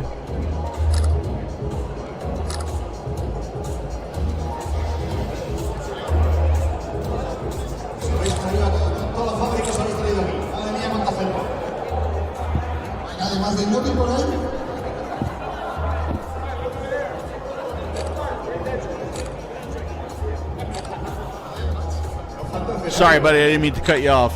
That's okay. That's all right. I was going to say that, we won the best pod, and rightfully so. I'm telling you that the Clips is a really fantastic product, and we're very excited. It was not the only award that we won on this road trip, so it was refreshing to see, and in a world of disposables that Iniken is able to bring it back home. So just very, very happy, very, very happy for that. Yeah. So Patrick and his team for that accolade. Yeah. That's UK, that's Madrid, that's Greece, and yes. I guess now we have to go to Dubai, huh? Yeah, and listen, I want to preface this and say that me and Phil have been talking about going to Dubai for the last 4 years, and it just has not worked out. We were planning on going, then COVID hit. Then before that, we were talking to some shyster in Canada that told us we're going to go. That never worked out. That's what a joke that was. But anyway, this was not the way that we wanted to go to Dubai. We wanted to go to Dubai and spend some time there to see the city, talk to the people, like do the show, and then spend another 2-3 days. Unfortunately, it didn't happen on this trip. We just went there strictly for work. And this was the last show as well, too. So we're very tired. Keep in mind that for 2.5 months, we've been traveling. Trust me when I tell you that it is not glamorous. It is not, especially for Phil on this journey, because he had to go back to America after Spain and then fly back to Dubai. So crossing the pond that many times was absolutely brutal for him. And trust me, traveling now is even worse because there's shortages, there's strikes, there's all kinds of stupid shit that happens all the time. But I was very, very excited to at least go. I wanted to go to, and I had my daughter with me as well too. Which was her first time coming to Dad's work. She's old enough now, but I truly was very, very excited for a couple of reasons. Number one, we're going to Dubai, and that in itself was on my bucket list. I wanted to see the city. Number two, when we were in the UK, we met the organizers of the World Vape show. They came to the booth. The one guy came to the booth, introduced himself to me. He's a British guy. And he generally seemed, a lot of these guys that run these shows are douchebags. I'm just gonna go ahead and say it. But I mean, he generally looked like, the guy was interested to learn. He's new in this industry. He sat with us for quite a long time. We try to give him some education, try to give him some history, because this is how we are. Anybody that's going to ask from us to help them, we're going to try to help them. And I generally liked the guy. I really did. And we told him that we're going to help promote him. We did a couple things on Taste Your Juice for him, Instagram. And I was looking forward to going to the show and participating in the show, of course, with Iniken. But also because I felt like, this was going to be, a good beginning of a relationship with these guys. They really seemed to be interested in at least the decade plus of experience and help that two people like me and Phil can bring. Yeah. As a matter of fact, we did meet them at UK, and in the at the end of the UK walkthrough, I said the following. Excited about a couple things. We met the promoters for the Dubai show, and they seem like really, really good guys, right? I'm excited to see how that show turns out. We've never been to Dubai, so that should be different and exciting. Vapor World Expo, I think it's called. Vapor World Expo. Yeah. Yeah. So obviously, we were excited, and they did. They seemed, well, he seemed like, really interested to get our background and our history, and he seemed to be impressed with, how long we've been doing this. We talked about working together. We talked about doing some cross promotion. Then we got to the show. Yeah, and he couldn't believe I have an Anakin tattoo. And it was just like, it's so weird to him. But I'm a tattoo guy, and I like tattoos, and everything that I have on my body has a meaning. It has a story behind it. And, the fact that me and Phil have sold over 5 million tanks across the world, I think I'm very, very proud of that. Something I'm going to take with me. And I'm also very, very proud to be still doing this, after so long, and still putting product out there. But the show itself, I mean, Dubai is hot, by the way, just in case you didn't know that. It's like 125 in the shade. 125 degrees while we were there. I had to come back to Florida to cool off.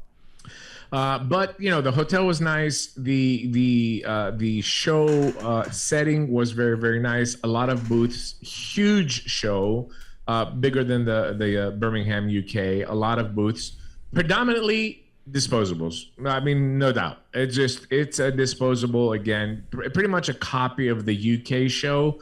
But the setting for it, the talks that they had set up, the interaction was excellent. I think it was excellent.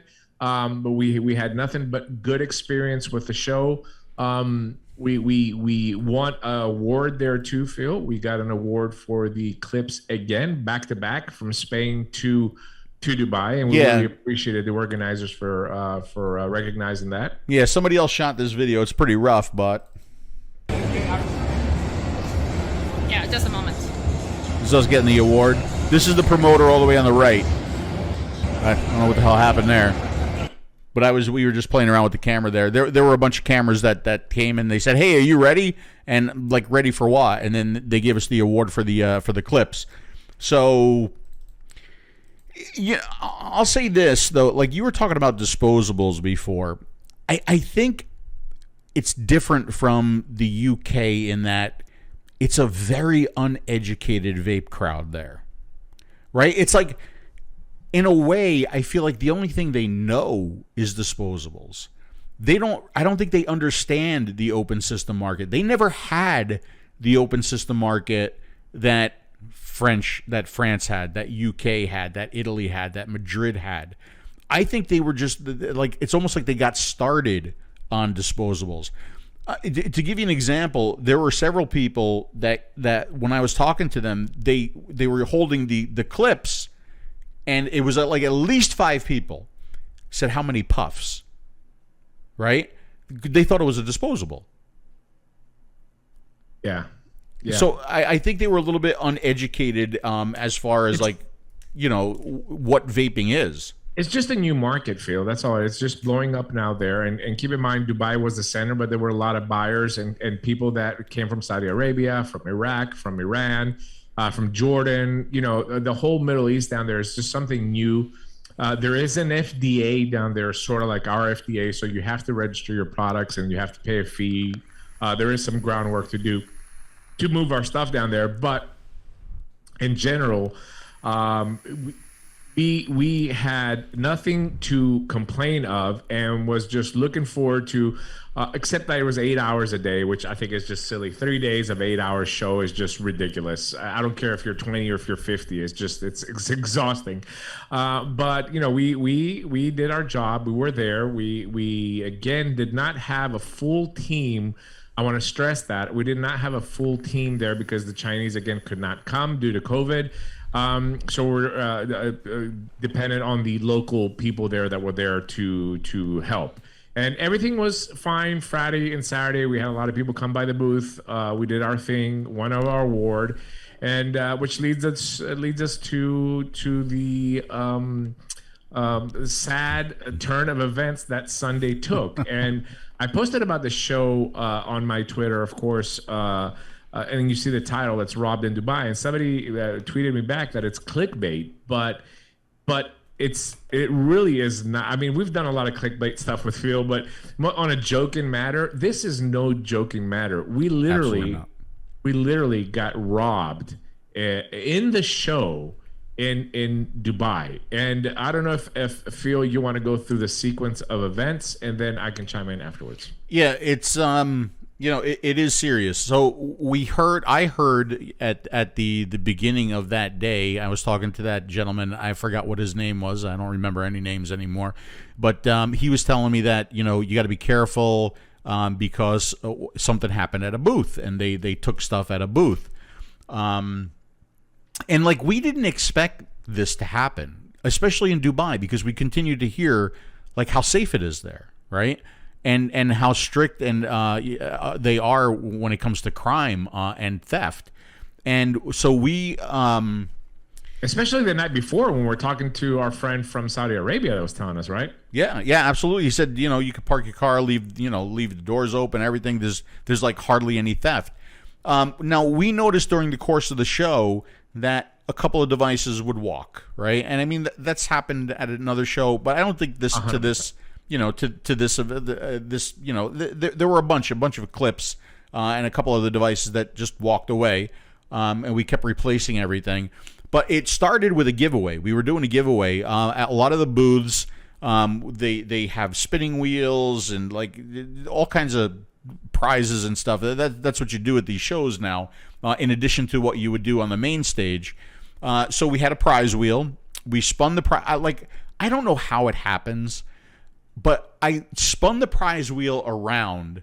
I turned back to look at the booth or the table, and when I turned around again, there was like a line of people that went from the prize wheel kind of like down the hall a little bit, right? It's like they came out of nowhere. It was unbelievable. So we were doing the prize wheel. We were giving some stuff away. And then it just seemed like that there were a lot of people. And, I turned to Dimitri. I said, let's cut it off after another 5 people. He said, okay. So we did it. And then we had a whole bunch of hats and a whole bunch of T-shirts. And I went out and I threw some hats out to the people that were in front of the booth. And then you came. And then I backed up and I stood by the Open Systems booth, right? Or the Open Systems table. Yeah. So there were 3 tables. There was one table of disposables, another table of disposables, and then the table of open system products. I was standing there, and then you had a whole bunch of T-shirts, and you started throwing the T-shirts out, and it started getting a little crazy.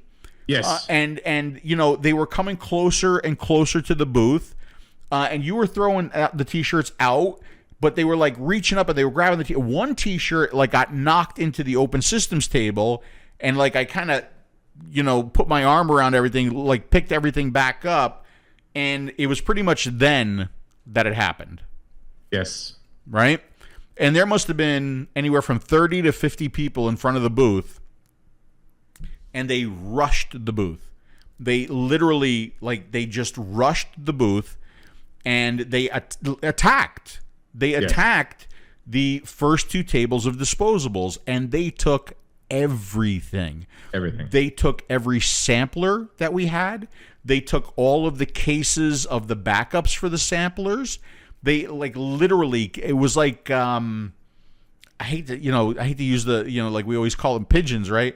Or seagulls, but it's like when you throw like bird seed out, and they attacked and they took everything. When they left, there was nothing left. Then they came back in. And all of the gift bags that we had that were around the wheel, they grabbed all of those too. Yes. Now, I'm still standing at the open systems table. And really, we only had 3 people at the booth at that time. Yes. The Aquios guys weren't there. Yes. I'm not sure where they were. There was our team there was not there. No, it was not there. There was only the one, not Jimmy. Fred was there. It was me, Phil, and Fred. Fred is 4'2", maybe 80 pounds wet. Yeah, and he just backed up. I didn't see what you did because I was watching that open systems table. Yes. Right? Yes. I was backed up as well too, because there was literally 20 people coming at me and I just didn't know what to do. But the first thought that came into my head is, I'm getting ready to punch somebody, and then I'm going to end up in some Dubai prison, or because, you just don't know what to do. You're in a foreign country. And I froze. I'm not going to lie to you. I froze because I just did not know what to do. I got to give it to you, Phil. I mean, you kept your composure and you guarded that table, because the most expensive stuff was on that table, with chromas and stuff like that. And you didn't let anybody get near. And I think you had that look on your face like, if you touch anything on this table, I am going to fuck you tonight. There's just no way you're going to walk out of here. But everything on the other side that was unprotected, they literally stole or just robbed us right in front of our eyes in Dubai. Listen, folks, I'm not trying to exaggerate the situation. Just think about this. Yeah. Just think about this. You're in a foreign country. You're guests, right? You've paid. Anakin has paid money for this spot. There's supposed to be security inside there. There's supposed to be organizers in there to prevent this from happening. Especially when we found out that it's happened to other booths as well too. But of course, the organizers, just like any other vape event, they're just as shitty as all the other events, did not warn the people or take extra measures to put extra security to find these people, these mobs that were going around and stealing from these booths. They wanted to keep it hush-hush so it doesn't go out in social media. And to be honest with you, I wasn't going to put nothing on social media until I left Dubai, because I didn't want to, end up, being assassinated that night or whatever. I didn't know what was going on. But I will tell you what, our security I have done with Phil in the last decade over 100 vape expos. Just think about this. Yeah. We have traveled all over the world in some shady places, and this has never happened to us before. So think about our demeanor and think about what we're thinking. Like, there was no product left on the booth Sunday afternoon to even display to customers. Forget about giving samples out. We didn't have a one piece to show a customer if they were interested in buying the IQOS or the disposable lines or whatever. They took everything. Absolutely everything.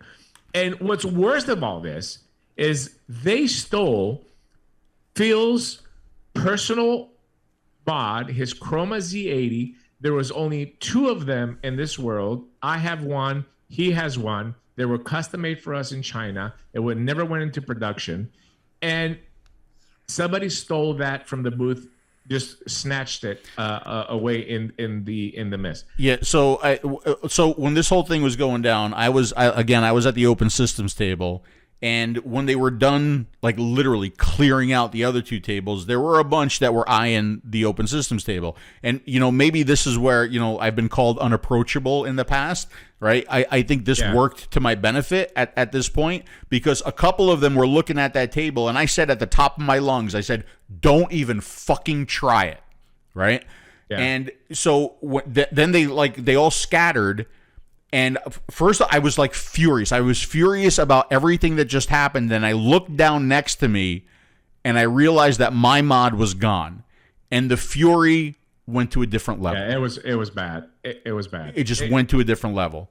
And let me tell you something, Pigballs, miscommunication. Maybe you implied it was a free for all. Get the fuck out of here, man. I mean, seriously, dude. Serious. You've known us for so many years. Come on, just making that comment. You're probably one of the people in that mob. Seriously. But when the dust settled, I immediately messaged the coordinator. Immediately. Nobody from the coordinators came. Nobody. They respond to me. We're sending a couple of security guys there. What are these security guys going to do? Why are you coming to the booth? There's nobody there. They took everything and left. Why don't you have teams out there actively looking for this bunch that was at our booth? Or the other groups that were doing it to the other booths as well, too. 2 security guys came that looked like they would rather be they would rather staple their balls with rusty staples than be there to help us. Literally looking at us like we're from a different planet. Didn't give 2 shits. 2 shits. Nobody from the coordinators came. Like, if it was me, the first thing I would do is I would run up there and make sure. I mean, we're talking about you want me to support you. You want me to give money to your show? And this is what this is absolutely crazy. Crazy. Then me and Phil decide, which was a bad idea, hindsight, because Phil, listen, I was upset, but Phil was furious. And I'm going to tell you one thing right now. I love Phil to death. I know him better than his own mom. Phil is the nicest guy in the world. He gets along with everybody. You can sit down and have a great time. I don't care what your education level is. I don't care what your background is. I don't care what your color is. I don't care what your sexual preference is. He will talk to anybody. I'm the same way as well, too. But man, I've only seen Phil like really mad 2 or 3 times in the last decade. This was one of them. He will literally kill somebody. We walked around trying to see if we can find this little shithead that took his mod and he's using it. And folks, I'm telling you this right now. I'm glad he didn't find him. Because if he would have found him, he wouldn't be walking out of that show that night. I mean, Phil he would break him in half. And again, I don't know how I could stop him. It would have been really, really bad. Looking back at it now, my daughter was not there at the time, thankfully. She came to the show for a couple hours early in the day, and then she went back to enjoy the pool at the hotel in Dubai. But can you imagine if my daughter was there? You know, like this was her first impression of the show, or maybe she got hurt, or maybe she got trampled. Like all these thoughts are going back, hindsight. And what's really frustrating to me is these guys just don't give a shit. They just don't care. They're not taking this thing seriously enough, in my opinion, and I think in Phil's opinion as well too. Phil will tell us his thoughts, but they're just not taking this thing seriously because they're trying to keep it hush hush, and we can't. We can't keep it. I mean, listen, we appreciate the award, we appreciate all that and all that. I'm not taking that away from you, but we cannot keep this hush hush. People need to be informed if this happens again, to take protective measures, to be aware of this could possibly happen, to have maybe locked cabinets at their shows from now on. I don't know. There was zero, just a few emails back and forth. I never got to see the organizer in Dubai, and I'm pretty sure he didn't want to meet with me and Phil face to face for obvious reasons. But we did have a couple of email exchanges that were just like nonchalant at all. And then I don't hear anything. And 3 weeks later, just a couple of days before I left Greece, I get a cell phone call, and it's the organizer. And he's like, well, I just wanted things, a couple of weeks to go by so things will settle down. Settle down with what? Like, what do you think is going to settle down in a couple of weeks? Is it going to change the fact that we got robbed at your show? I mean, like, I would be on the phone every day to make sure that I'm following up with this. I got security. I got police. I'm looking at the cameras. We're going after them. We're going to make sure this doesn't happen again. Nothing. Like, absolutely nothing. Like, I don't know if it's a British thing, Phil, but he sounds on the phone like he's scratching his balls. Honestly, that's what it sounds like. Well, one of the things that you talked about before, you talked about how you always take care of your customers. You always take care. I talked about how you always take care of me when you come to Greece. Okay, look. Something like that goes down at the show that I'm running, okay? I'm there in a heartbeat. I'm going over the issues with you. I'm finding out what happened. I'm getting security involved, and I'm working with you so that you calm down. We'll take care of it. You come back to the next show for free. We'll give you a booth, right? That's the way you take care of it. They didn't even come over.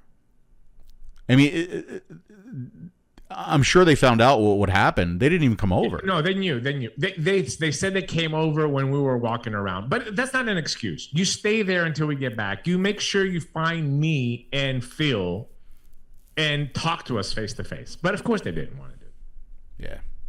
Yeah. So it really, it soured my whole opinion of the show. It soured my opinion of Dubai, right? Yeah. It's it's just something that I wouldn't expect from there, of all the places that we've gone to. And I noticed that though too about a lot of the people who were there, right? We've always seen Team Free Shit, right? We call them Team Free Shit, whatever you want to call it, right? We've seen this at all the shows, but it seemed to be like you had some of your. It was hard to tell like who was a buyer, who was serious, and who was there just to get as much free stuff as they possibly could. And to me, it seemed like most of that crowd. It was a begging crowd. Were there to just get free stuff. They didn't care about what they were using. There was no brand loyalty. It's just that whoever was spinning a wheel, like you saw it. Anytime any booth had a wheel, there was like a crazy line, a huge line. So, you start to wonder at a show like that, is it worth doing it from a business perspective? Yeah, and I don't know. I don't know the answer. I know the answer, and the answer is no. I mean, I can't see myself. I can't see myself going back to that show, and I got to make sure that all my Nick mentioned it in his vlog as well too, that he did, and Bogan mentioned it in his vlog as well too, and I mean, I just can't see myself going back to that show because I'm so disappointed. I'm so sour with it.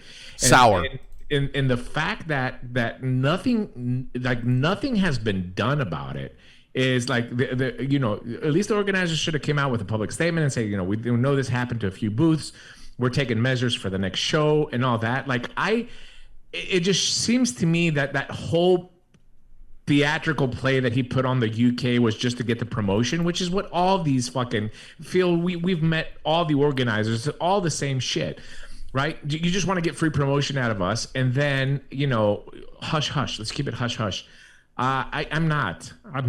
Well, to give you the perfect example, right? When we were talking to him in UK, there was a lot of interest. There appeared to be, anyway, a lot of interest in our background, our history with vaping, our experience, and our knowledge with vaping. And we even said that if you want to throw us on stage, we would be willing to do that. Yes. And we even said that, Dimitri and I work really well. Even when you throw us on stage and we have nothing to talk about, like there's no set plan, there's no set schedule. We just freestyle, right? We freestyle and we talk and we figure out things to talk about, and we talk about the state of the industry and our experience. And the fact that he heard that, but he didn't come to us at the show and say, you know what, I want to utilize that. I want to utilize you. I want to pick your brain some more. Because one of the things that we talked about was the smoker show, when we did the smoker show in Germany, and how we got people to bring their cigarettes and we were giving them free kits, and it was about getting people to not smoke anymore. And there seemed to be a lot of interest, but then the interest kind of died, or it wasn't utilized. Right? No, it was just a facade, in my opinion. And listen, we've met characters like that over the years in this industry constantly. Look, good luck with them, whatever they do in the future, whatever. I don't really care. This lack of understanding how serious this event was, to me, is the most disturbing at all. If this was Jersey or if this was Texas, somebody was getting shot. I'll tell you that right now. Like somebody is getting hurt in a situation like that. You know what I'm saying?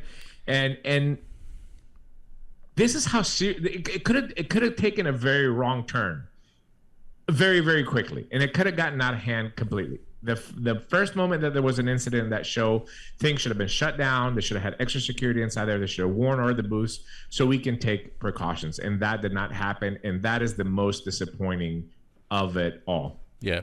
Speaking of completely shut down, like after that whole incident was over, especially after I lost the mod too, I was I was completely shut down. Like there was no rest of the show for me at that point. Like, I mean, I guess luckily it happened with only a few hours left of the show. Yeah. Right. But like you said, if anybody was interested in 𝗲𝗂𝗧𝗂𝗧, we're like, okay, well, here's our 𝗲𝗂𗧧 banner, and we could talk about the technology a little bit. We still had the open systems there, but I wasn't in any mood to man that table anymore. I will give a shout out. I'll throw this picture up here. I didn't have a chance to talk to Nick after this all happened, but Bogan, God bless Bogan. I tell you what, he's just a super sweet guy. Yeah, he's a really, really nice guy. And he came up to me, think of what you will about his looks and the C word that he uses all the time. He's just a super, super nice guy. He came up to me, he's like, I heard what happened, dude. I'm so sorry. And he really was. He was really like apologetic. And he really was, yeah. And, he was saying, maybe I did talk to Nick, because I think Nick said, Jesus, I got to go make sure that my bag is, not in front of like anybody to steal, because I think they had some problems with theft and people. Right? They had liquids and mods stolen from their booth as well. Yeah. So, I appreciate you guys, and I appreciate the concern too. Thank you both, man. Bogan, you're a good man, and Nick, I've known you forever, and I love your little, stormtrooper tattoo. That you and we had a couple of guys come to the booth, there local or from Saudi Arabia, that were very concerned and wanted to help us as well too if we needed any translation. So there were a few people not show connected, just regular vapors that came over there and showed their concern for us.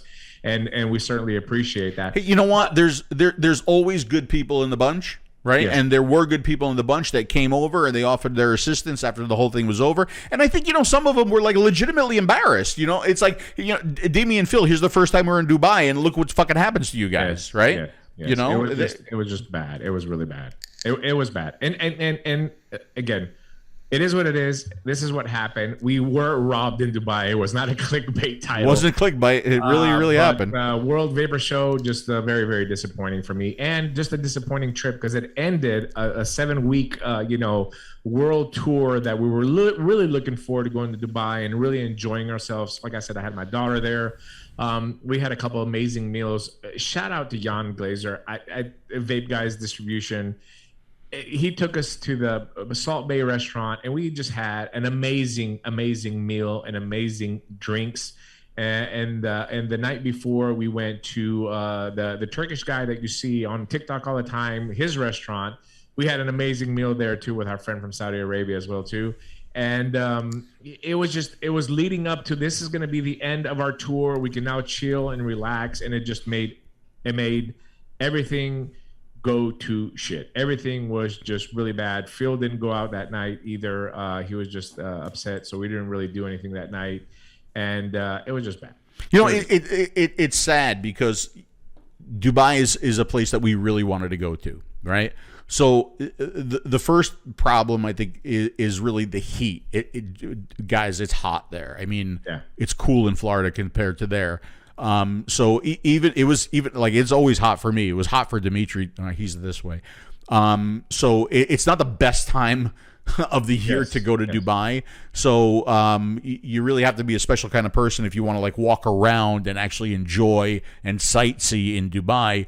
But so you get that, and then like what happens on the show, and it's unfortunate. It's unfortunate that what happened at the show makes me think negatively now of Dubai. It shouldn't, but unfortunately it does, right? You can't help that. You can't help it. Now, when you think about Dubai, you don't think about the beautiful man-made islands and all of the things that Dubai has to offer. You think about like what happened at that show, and it leaves a bad taste in your mouth, and it's too bad. It's really, really too bad. And like I said, out of all of the shows that we've been to, so surprising that this would happen at this show where the area is not known for this. Yes. Right? Yeah. It's too bad. Who has deeper tan, native Dubaians or Phil? That's a good question. I think I do. Matter of fact, I think if I wore the chic outfit, I think I would. The chic outfit's really fascinated me too. I wished I had the opportunity, because like I kept telling you, I'm like, what's the difference between like the red and the black and the different color? Like I wanted to talk to somebody, but I never got the opportunity. And we didn't get a chance to go buy anything. We wanted to buy it as well too. At least no one got hurt, says Marshall. Yes, just feelings. That's it. Nothing else. And business relationships, unfortunately. I don't know what it cost Anakin, but I know that the last day we didn't do any business at all. So I don't know what they're gonna do about that. On the plus side, I've never been to Dubai, and I will never go to Dubai, says John. Listen, I don't want to blame the whole country for it, John. I'm telling you, it's a beautiful city. It's very, very posh, very smart, very expensive. But we can only just talk about the experience that we had as well too.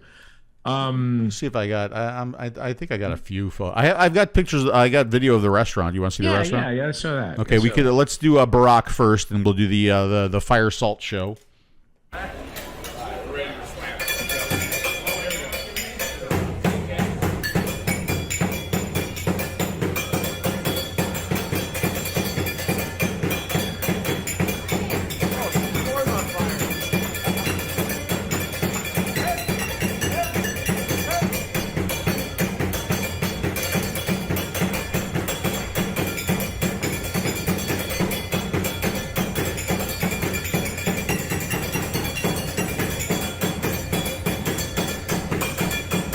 And now we'll go to the Salt Bay restaurant. This was an amazing restaurant. That was so good.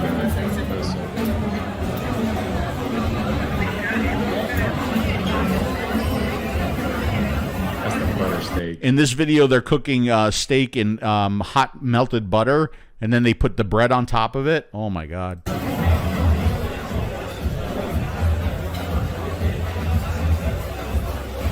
And everything's a show. Everything happens tableside.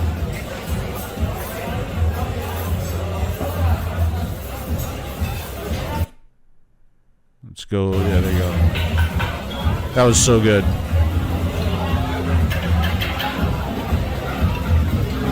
then we have some lamb chops. Oh, that was so good. They were delicious. They were delicious. I'm a lamb chop expert. I still think I can put my lamb chops next to these, but they were really good. They were really good. And what Dimitri said there was funny because the girl that's sitting right here is a vegetarian. She's a vegan, and they have a baby lamb right in front of her. Poor girl. I talked to her afterwards. She was very sweet.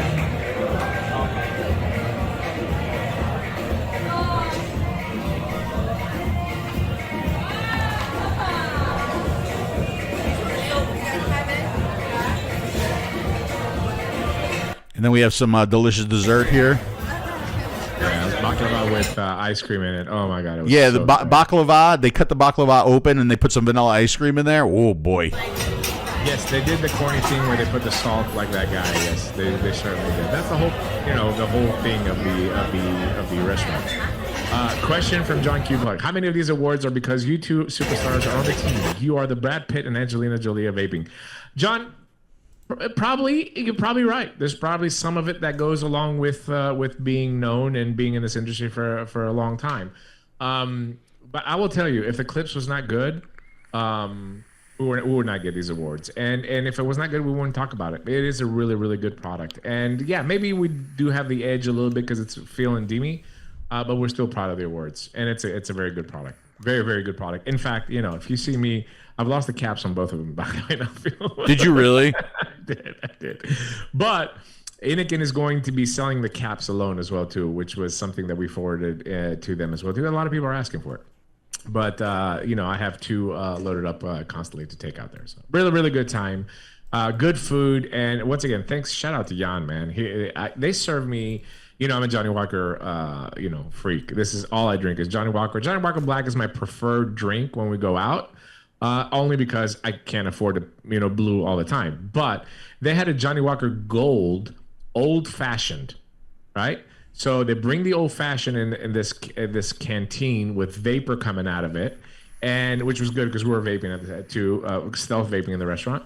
And then they had a glass with one ice cube on top that had a gold leaf on the ice cube, and then they poured the Old Fashioned in the glass, and I drank the gold. I was pooping afterwards trying to find the gold. Maybe I can make a few bucks out of it. But it was just an amazing dinner. I have that. Hold on.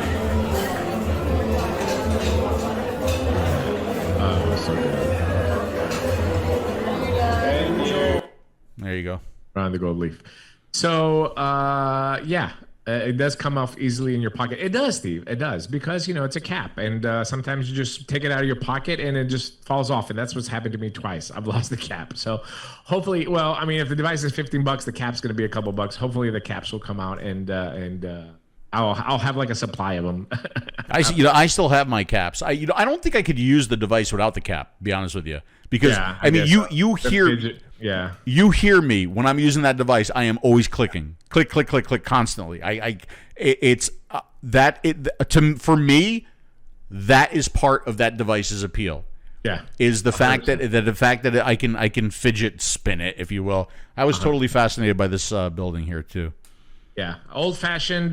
You like it, Jenny and John. You like it as well too. Look, I like an old fashioned, but it's not my preferred drink all the time. I like to drink Johnny Walker Black on ice. That's my preferred drink, with maybe a splash of water. Old fashioned will be in a setting like this. I go to a restaurant and I have a cocktail first. I'm gonna have an old fashioned before I have my dinner, and then I'm probably gonna have some red wine with my dinner, and then an after dinner drink will be a Johnny Walker Black. That's generally how my progression goes. But if I'm just gonna drink, I'm gonna drink Johnny Walker Black. Old fashioned is just for events like this and go to a nice restaurant, you know. Yeah, I'm a little bit different. What I drink is whatever they put in front of me, and typically in shot form. Yes, I don't waste any time. You've slowly been transforming into enjoying your drink a little bit more. You had a few drinks in Greece when we went. You just ordered Tito's and lemonade, which is, you know, whatever. but at least you were drinking, and then we had a few shots as well too. So it was good. It was good. Well, I have to start off with the shot, and then I'll drink, and you know, little shots in there too. It's just how I drink. You know, it's just why waste time, right? But that was our experience in Dubai in a nutshell. And listen, afterwards, we when we left Dubai, me and Phil talked about Germany for so long because we felt that Germany is going to determine the future of vaping. We really believe that the Hall of Vape is the best vape show in the planet. We believe that the Hall of Vape is the most professional show. We believe that Ira is the best organizer of vape expos. He does just a fantastic job of not only catering to his clients, but the crowd that comes in, his guests. It's just it's the biggest show in the planet. And every show that we've been to, the Hall of Vape has always been excellent. Always had 13, 14, 15,000 people. And based on what we saw in the shows in the past 7 weeks, we were really looking forward to what's going to happen in Germany to see if this is the trend everywhere. Like it's going to be the end of vaping as we know it. And Phil, you even told me in Dubai, you're like, the only show I really want to go is the Hall of Vape. Guys, we did France, Paris, France, Lille, Italy. We did Madrid. We did UK. We did Dubai. We did all of that. And I said this. I'm very interested in seeing what Hall of Vape is like, right? Because Hall of Vape has always been like the show with the Modders Gallery and the show with all the rebuildables and the show that launches the new rebuildables. I think it's going to tell the story. I'm curious to see how many disposables we see in that market especially, right? Absolutely. So yeah, really, guys, legit. Of all the shows that I really wanted to go to, and I enjoyed all of them, but the one that I was looking forward to was the Hall of Vape. It was the Hall of Vape. And unfortunately, you didn't make it. I took off. I was in Greece, and I get a message from Phil. And, you know, I'm always concerned when I get a message from Phil when he's traveling, because he's traveling by himself. And he's not used to that. Because usually when we travel from the States together, I take care of everything. I book the flights. I book the hotels. He basically just follows behind me like I have like a little kid. Wherever I go, he just goes behind me. It's very interesting. Like I always told Dimitri, he should get me one of those leashes so I could just walk around and like he can pull the leash back. When I travel with Dimitri, it's really interesting because the brain turns off. Because I know that all I have to do is relaxed. I relax, and I know if I follow him, I'll be okay, right? But now when I'm not traveling with Dimitri, I'm like so focused. When I'm walking through the airport, I'm like, I got to go to this gate. I got to be there at this time. I'm so focused and stressed out. And then the thing that pisses me off the most, motherfucking American Airlines, they knew they were going to cancel that flight. They knew they were going to cancel that flight. So I get on the flight from Florida to go to Dallas, and I get to Dallas, and I look up on my application to see which gate I got to go to next. And sure enough, the flight from Dallas to London, because that's where I was going to go, and then to Germany, canceled. So, all right, I'm going to go to the American Airlines courtesy desk, and I walk past it, and the line literally starts at the courtesy desk and goes to the end of the airport. I'm not going to wait in this line. So I'm going to go to the lounge, right? The American Airlines lounge. I get to the American Airlines lounge. She tells me, I can't get you out until Sunday. Well, by Sunday, everything's done. The event is over. Okay, so that's not going to work. So now I'm like, it's too late. Dimitri's not going to see any of my texts. So I text him. I'm like, just text me when you wake up. So I said, all right, where's my luggage? Because my luggage is waiting for the next flight. Where's my luggage so that I can get my luggage and I could potentially get on a different airline? D30, your luggage is in D30. I said, are you sure my luggage is in D30? Yes, your luggage is in D30. So now I check out of because you got to go past security. Now you're on the outside. All right, and I go to D30. There's no luggage. So I go behind, talk to the guy behind the counter. And I said, hey, look, I need my luggage. This is the situation. Oh, well, it's on the connecting flight. I said, the connecting flight isn't for 2 days. I said, I need the luggage. All right, well, it'll be here tomorrow morning. I have zero faith in the fact that my luggage is going to be there tomorrow morning, not to mention the fact that I'm trying to get on a different flight, different airline. So I tell them, I said, pull the luggage. They said, well, sometimes it takes, like 1 to 2 to 3 hours. I said, it's okay. I said, I will stay here. I will wait for my luggage. 6 hours later, at 3 o'clock in the morning, I get my luggage. So at this point, it's shot. I looked at the other flights. We were talking about $2,300 just to get a flight, and I would have missed a complete day of the show. It's not worth it to me. It's not worth it to Inikin. It doesn't make any sense at that point. So I take my luggage. I go to the hotel that's in the airport. They're booked. So I proceeded to walk in the airport until 6 o'clock in the morning when I could finally check in, because I checked in. I got a flight back to Florida. I checked in. I went to the lounge. I didn't sleep at all, and I made it back to Florida. It was a fucking nightmare. And not only was it a nightmare to deal with like what was going on, and by the way, the reason why the flight was canceled, no pilots, okay? So it's their incompetence in staffing that led me to miss the show. So it was frustrating because I won't sleep. I won't sleep in the airport because I sleep like a log, and I know if I fall asleep, I'm gonna wake up and there's gonna be no luggage. My camera gear, everything's gonna be gone. So I won't do that. So I stayed up. That was miserable. I was tired. I was aggravated at the airline. But mostly, and Dimitri will tell you, I was pissed off that I wasn't going to make Hall of Vape, the one show that I really wanted to go to.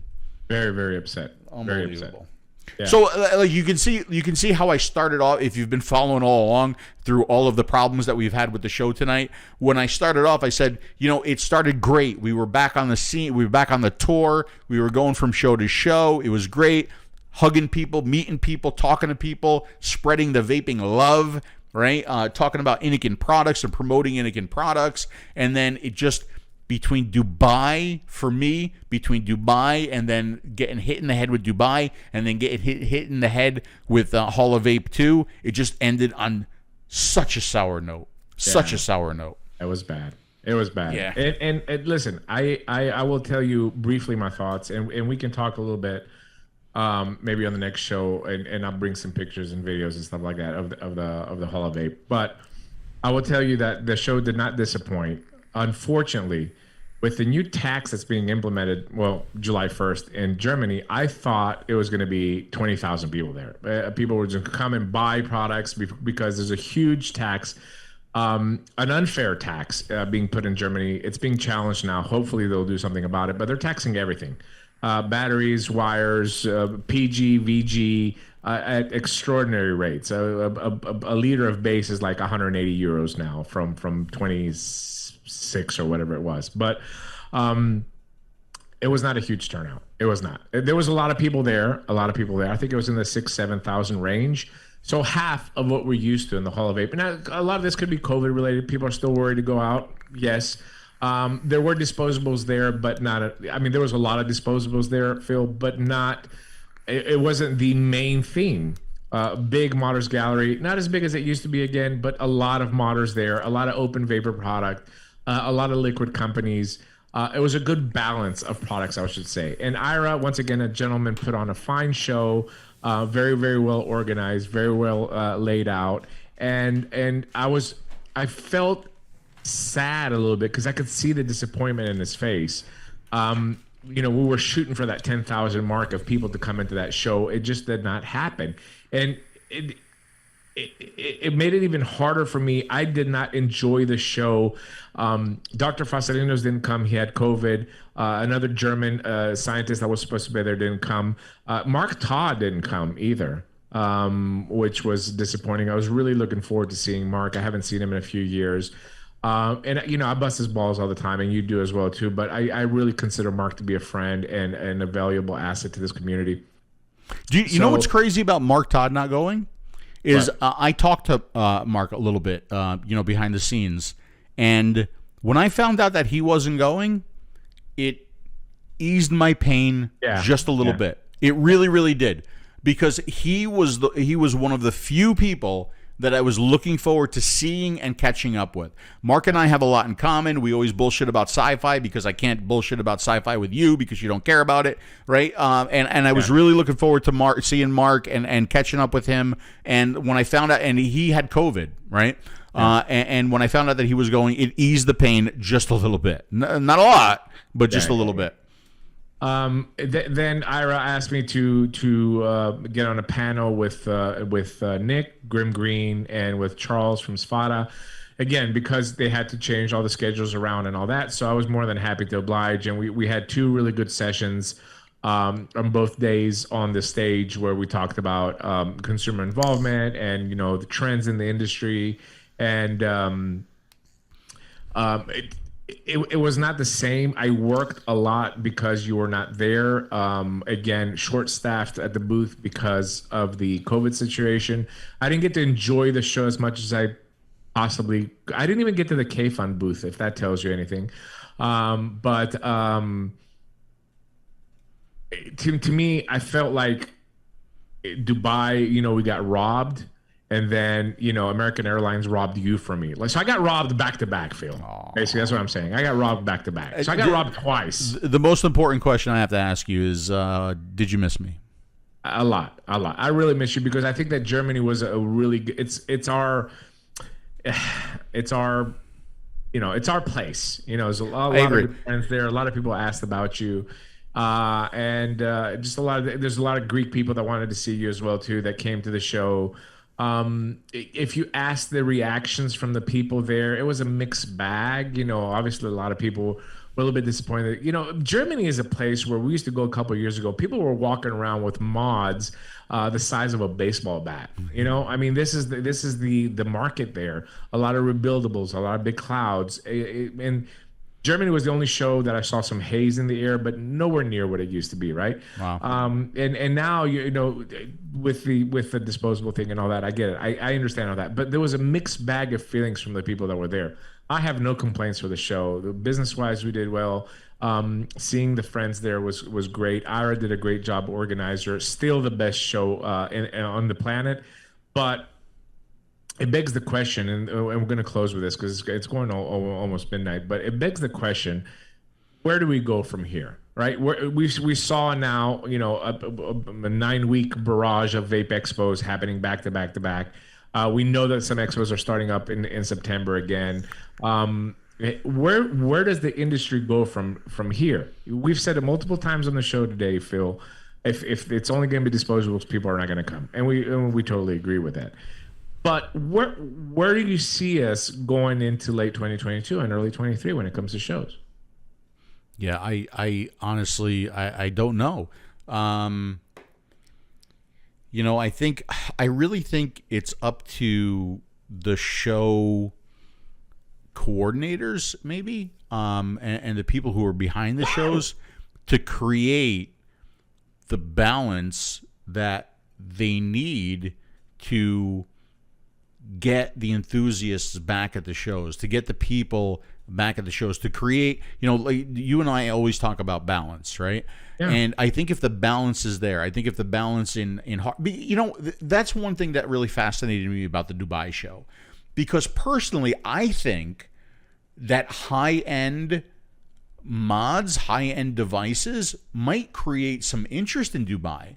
I said that about the disposables. I'm like, you got all these like cheap plastic disposables, but Dubai, there's a lot of money there, right? What if you had a solid gold disposable? What if you had some like really high-end tanks and devices that people can like spend money on and be proud to hold and make to own something like that? I personally think that there's a little bit of a market there that's untouched, right?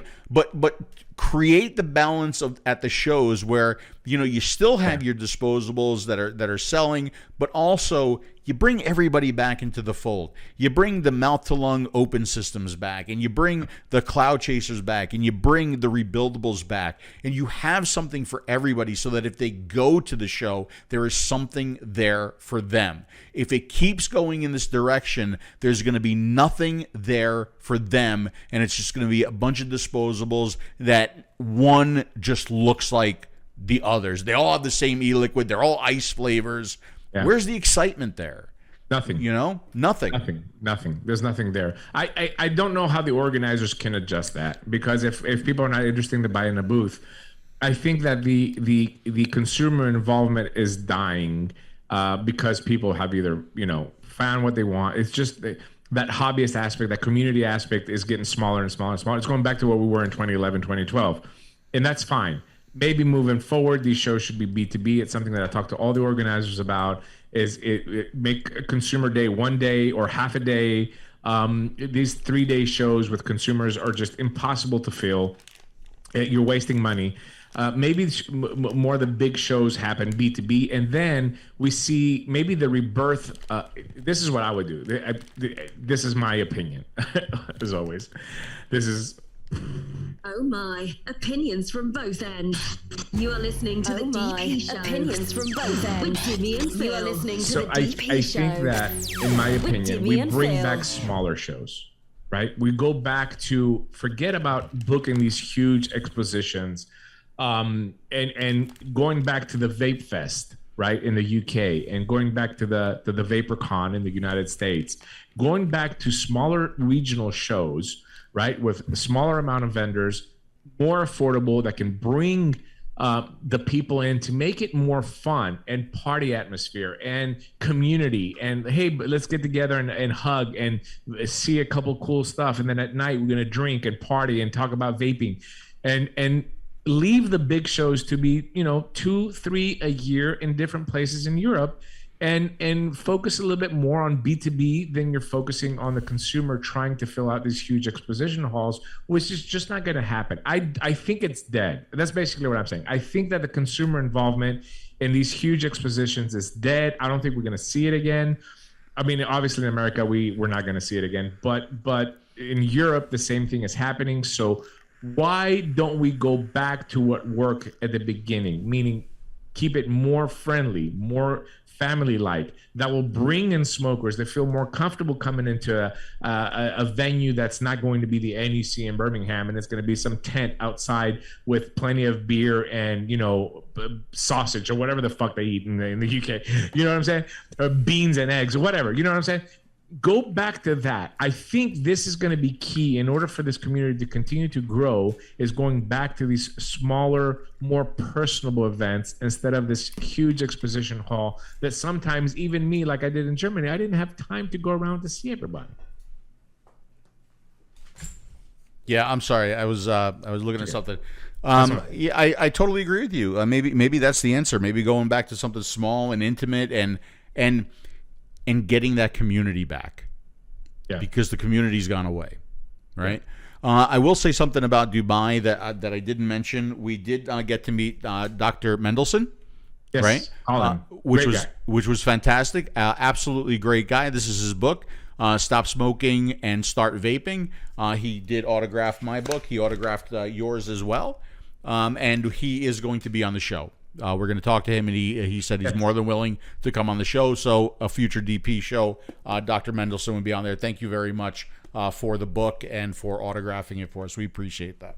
Yes, that's our thoughts here. I think we've got to do the giveaway.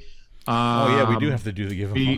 Before we do that, one more time, we want to thank Greg and Marshall for moderating the platform group and also the chat here as well too in the YouTube stuff. So we really help. They really, really do a lot, and we consider them family. So I just want to make sure we get that out there. Yeah, let's see if I could actually open this up because that's where the problem started before.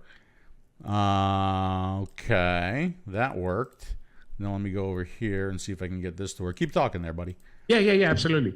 So you know things did seem better when vaping was a small community, says Steve. Yeah, I think that it drew more smokers, and like I can't imagine a smoker coming into the Dubai show and seeing this just circus at this point and saying, oh wow, I'm gonna check out vaping. Where the smaller shows were more intimate, you could sit down at a table with somebody and talk to them about vaping, talk about your journey. I think that worked more effectively back in those days. Now anybody can go into a gas station and get a disposable. That's great, right? They can try vaping, but do they really know about vaping, right? Remember how you started your journey. Don't look at now. Yes, it's easy to get a disposable, but are we really converting these people? Are we really getting them into vaping? Are they really understanding that they're paying sometimes $6 a mil of liquid?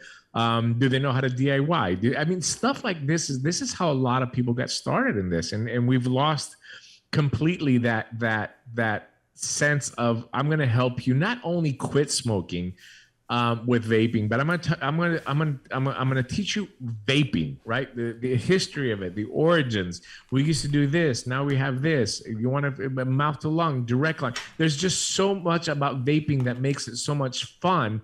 And that fun aspect, I think, helped a lot of people quit smoking. And that fun aspect has been completely removed with disposables. It has. You can't argue that. It absolutely has. Is it possible that attendance is down because the fad vapors have moved on? If so, that's necessarily a bad thing. No, I agree with you, Face. In Greece, a lot of these fad vapors went back to smoking. A lot of these cloud chasers from 2018 and 2019, I saw them myself in Greece. They have gone back to smoking. I have seen it. Is it a bad thing? Listen. It's a bad thing if we cannot have a community, because we are not smokers anymore. We're a rare breed. We're in this first generation. Even now, I think vaping's been around for a decade, maybe 12 years. All right, commercially available. We're in this first generation, this first breed of people that discovered. Without the fucking help of the government, without the fucking help of the doctor that tries to peddle their pills, without the fucking help of these so-called public health groups that are going to come around and say, oh, we care about you, we want you to quit or die. Without the help of, and we found the product that helped us quit smoking within a community, right?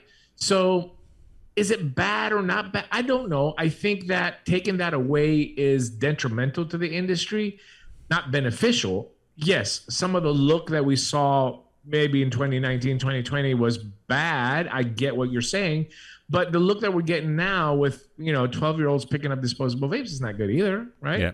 So I think that's part of the problem too. Don't forget, we still fight for everybody who smokes. I'm 53 years old. I mean, a dead sexy 53, but I'm still 53 years old. Debatable. So I think about my generation and older, right? And maybe a little bit younger than me. There's still a lot of smokers out there that can be helped by this technology and this product, right? I'm not thinking about the younger people who are maybe picking up disposables and using. I think that's great that they're not smoking, but I still think that there's a generation of people that can still be helped and maybe live a little bit longer, right? And if what they think in their minds that, oh, only young kids use disposables, well, I think that's part of the problem. I don't know. I think we still have to help everybody, right? Yeah, 100%. You know what's funny? You said before you didn't even make it over to the 𝗂𝗏 booth. Look what I have here, and it's still in the plastic bag. That's the new 𝗂𝗏. And, you know, it's really sad, but after Flo left, I lost all interest in it. Yeah, you're right. You're right about that, too. I really did. I did want to see the new one because I have the prototype here. They didn't send me the replacement for the prototype because this is like version 1. I think like everything has changed on it. I know nothing about it. But I wanted to see it, but I didn't get the chance to go around. Yeah. Really. And, you know, like that's part of our thing, man. We always walk around and we see the new stuff. All right. So anyway, to this contest, if you're part of it, I just went out and grabbed everything. I just did a massive Inikin giveaway over on the platform group. If you're not a member of the platform group, maybe you didn't even know about the contest, and that's too bad because we do these kinds of contests all the time. But I just grabbed a whole bunch of stuff, some old, some new. It's pretty much every one of our tanks except for the Slide top. And if I have maybe I even have a prototype of the Slide top, I'll throw that in too. So just a huge Inikin shit falling all over the place. I'm like hoping. So if anybody in the U.S. wins, I'll take care of shipping. If anybody is overseas, I'll get Dimitri's credit card information. No, you're not. No, you're not. So everybody who entered, you are in random.org. It's a list randomizer, just like we always do. I have no idea how many people are in here, but if you entered on that thread the way you were supposed to, you're in here. Again, thank you, Marshall, for pulling all these names. Let's find out who won. Good luck, everybody. Good luck. And the winner is Bridget Russell. Congratulations. You are the big winner. Congratulations, Bridget Russell. You just won yourself just a lot of stuff. Look at Janine is number 2 on the list. Janine. So close, but yes, so close. But that's okay. Bridget, you just got yourself a whole bunch of stuff. Janine is fine, though. It's more stuff than you'll ever be able to use. So, you know what I always say, make a friend, convert a smoker, and enjoy your prize pack. Bridget, what you have to do is get a hold of me on Facebook. Just send me a message. I'll get some information from you and get this out into the mail just as soon as I can. And, of course, Bridget, I am going to check your age. Like, not personally. I'm not going to fly over and, find out how old you are, but we'll figure out another way to do it. Yes. So that's it, man. I did. We might ask for pictures naked, Bridget. No, Bridget, I would never do that. I could stop. What the hell's wrong with you? What the hell? Just to verify, sir. That's it. Just verify. John Q. Public said, "Give Janine something." We've given John. We've taken care of Janine. We have, and yeah. Janine's a sweet person. Yeah. And we've tried to help as much as possible. But listen, all kidding aside, you know what? See, you made me feel guilty. So Janine, you just want to go Z. Oh, there you go. There you gotta go Z. Get a hold of me. Ship that to Canada. Suck it. Oh, is Janine in Canada? I'm sorry, Janine. I was only kidding. You didn't win anything. No, go ahead. Get a hold of me, Janine. We'll send you something. InikinStore.com, Costello, and they're on vacation until the 18th. So if you place an order today, they won't ship it until the 18th. I'm just letting you know. But Inikin Store, you can get the new pod 100%. And it's great. It's really fantastic. And I'm sorry that you're smoking every now and again, Ed. I understand your frustration, but listen, I've been frustrated. I travel with Phil all the time, so you can understand my frustration. and I still have not had a cigarette. So yeah, he's done fentanyl and crack, but he hasn't had a cigarette. And drinking, a lot of drinking, but I've not had a cigarette yet. Listen, I'm gonna tell you, Phil, I am gonna say this one more time. I'm so proud. Me and Phil on all these shows, we sat down and we had a lot of heart-to-heart talks. And Phil has a lot of issues that I have to deal with. But aside from that, all kidding aside, I looked at him in his face and I said, no, listen, old fart, we're still here, literally 11 years, still doing our thing, and that, my friend, is something that you should be extremely proud of. It should give you the motivation to wake up every day and be proud of what we've done for this industry and what we'll continue to do in this industry. And I'm so glad that I've been on this journey with you. I couldn't do it with it. Listen, I get to spend time with Nick in Germany because you were not there, obviously. So me and Nick got to hang out. And like he said in his vlog, me and Nick don't always see eye to eye. I have nothing but respect for him.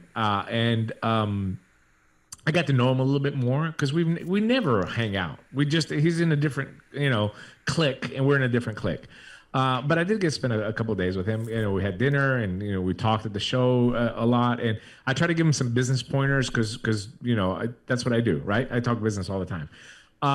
But it was not the same. But I was glad that I got to spend some time with him and get to know him a little bit more, and to talk about his problems and everything that he's seen in the industry for as long as that he's been in it. And I have nothing, even though he can be an ass sometimes, but everybody in this industry can.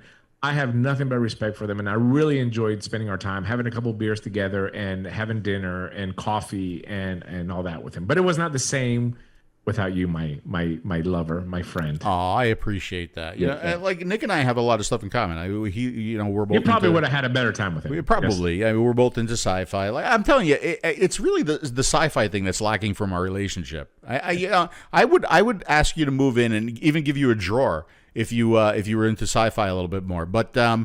I can't think of anybody that I would rather have gone through this journey with than you. I can't, you guys, you see us joking around, and we do. We constantly joke around, but at times things get serious. Life gets in the way, and Dimitri has gotten me through a lot of that stuff. I try to be there for him too when shit gets serious for him. And there's just there's no. If it was anybody else, I wouldn't still be doing it.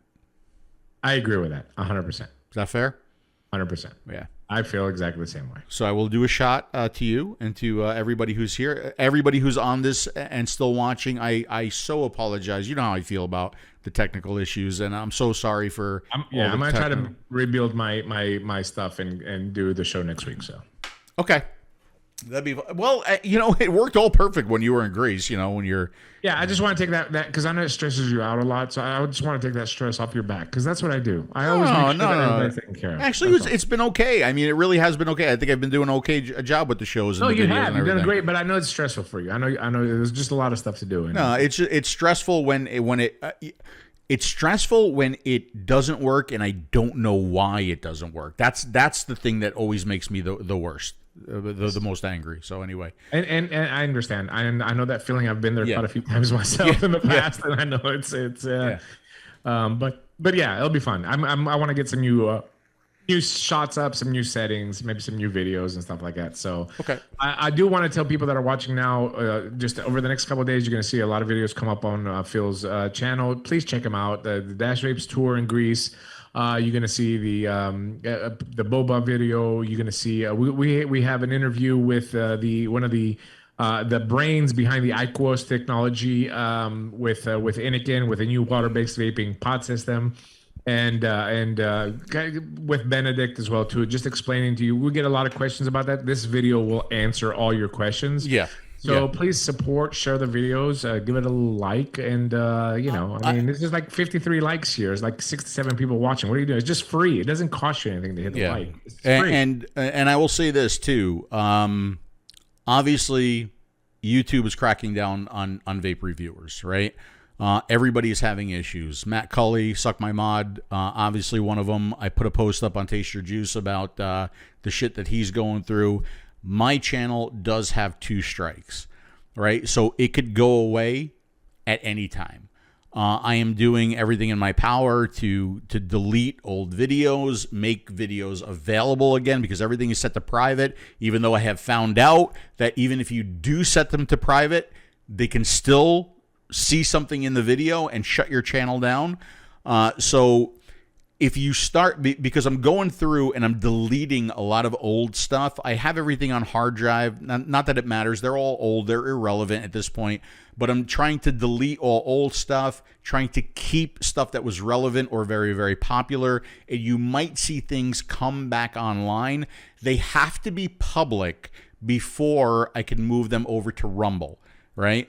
I tried Odyssey too, but I had a big issue with Odyssey because once you sync to Odyssey, even though you make things public again in YouTube, you cannot resync to Odyssey. So I'm fucked on Odyssey unless I manually re-upload everything to Odyssey. So what I'm trying to do is delete all the old videos from YouTube, make them public again, and then sync them to Rumble. So at least there's a mirror of everything that we're doing. So I am on Rumble. The videos are becoming public there. We can go live on Rumble too. So I'm doing everything in my power to bring everything back up, to sync them. It has been a royal pain in the ass.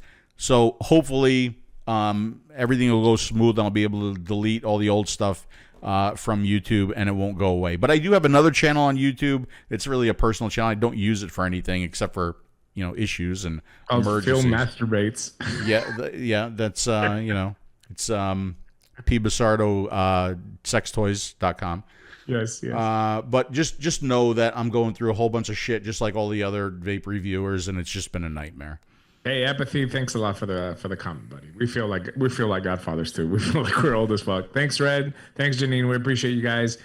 We're gonna close up because Phil has a lot of editing work to do. We appreciate you hanging in, even though we had a lot of technical difficulties today. It doesn't matter. We're here back with you. We're gonna try to do a show every week, because I'm going to be leaving again around August 20th. I think I'm going back to Greece, and until we get set up over there and figure out what the schedule is going to be for the winter and how we're gonna for the winter, and see how we're going to be doing these shows moving forward. At least as I'm spending more and more time in Europe, but we're gonna figure it out. But we're gonna keep doing them because they're fun and we really enjoy them, and hopefully we can get some crowd back. I mean, I know all the numbers are down on YouTube in general, but man, we need to get some more people back here. Maybe we start doing some more smoker show stuff. Try to bring in some new people and try to give away some stuff to some smokers as well too. I miss doing that, so we'll see how it goes.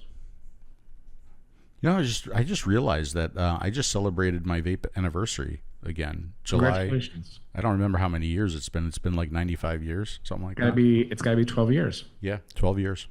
12 years. Still no cigarettes. Fantastic. Yep. Congratulations, buddy. All right, guys. Thanks very much. Tomorrow I'm gonna try to download. I'm going to try to download all the bits and pieces from tonight's show and edit it into a single show and put it back up. And that's it, you guys. Thanks for watching, and we'll see you again soon.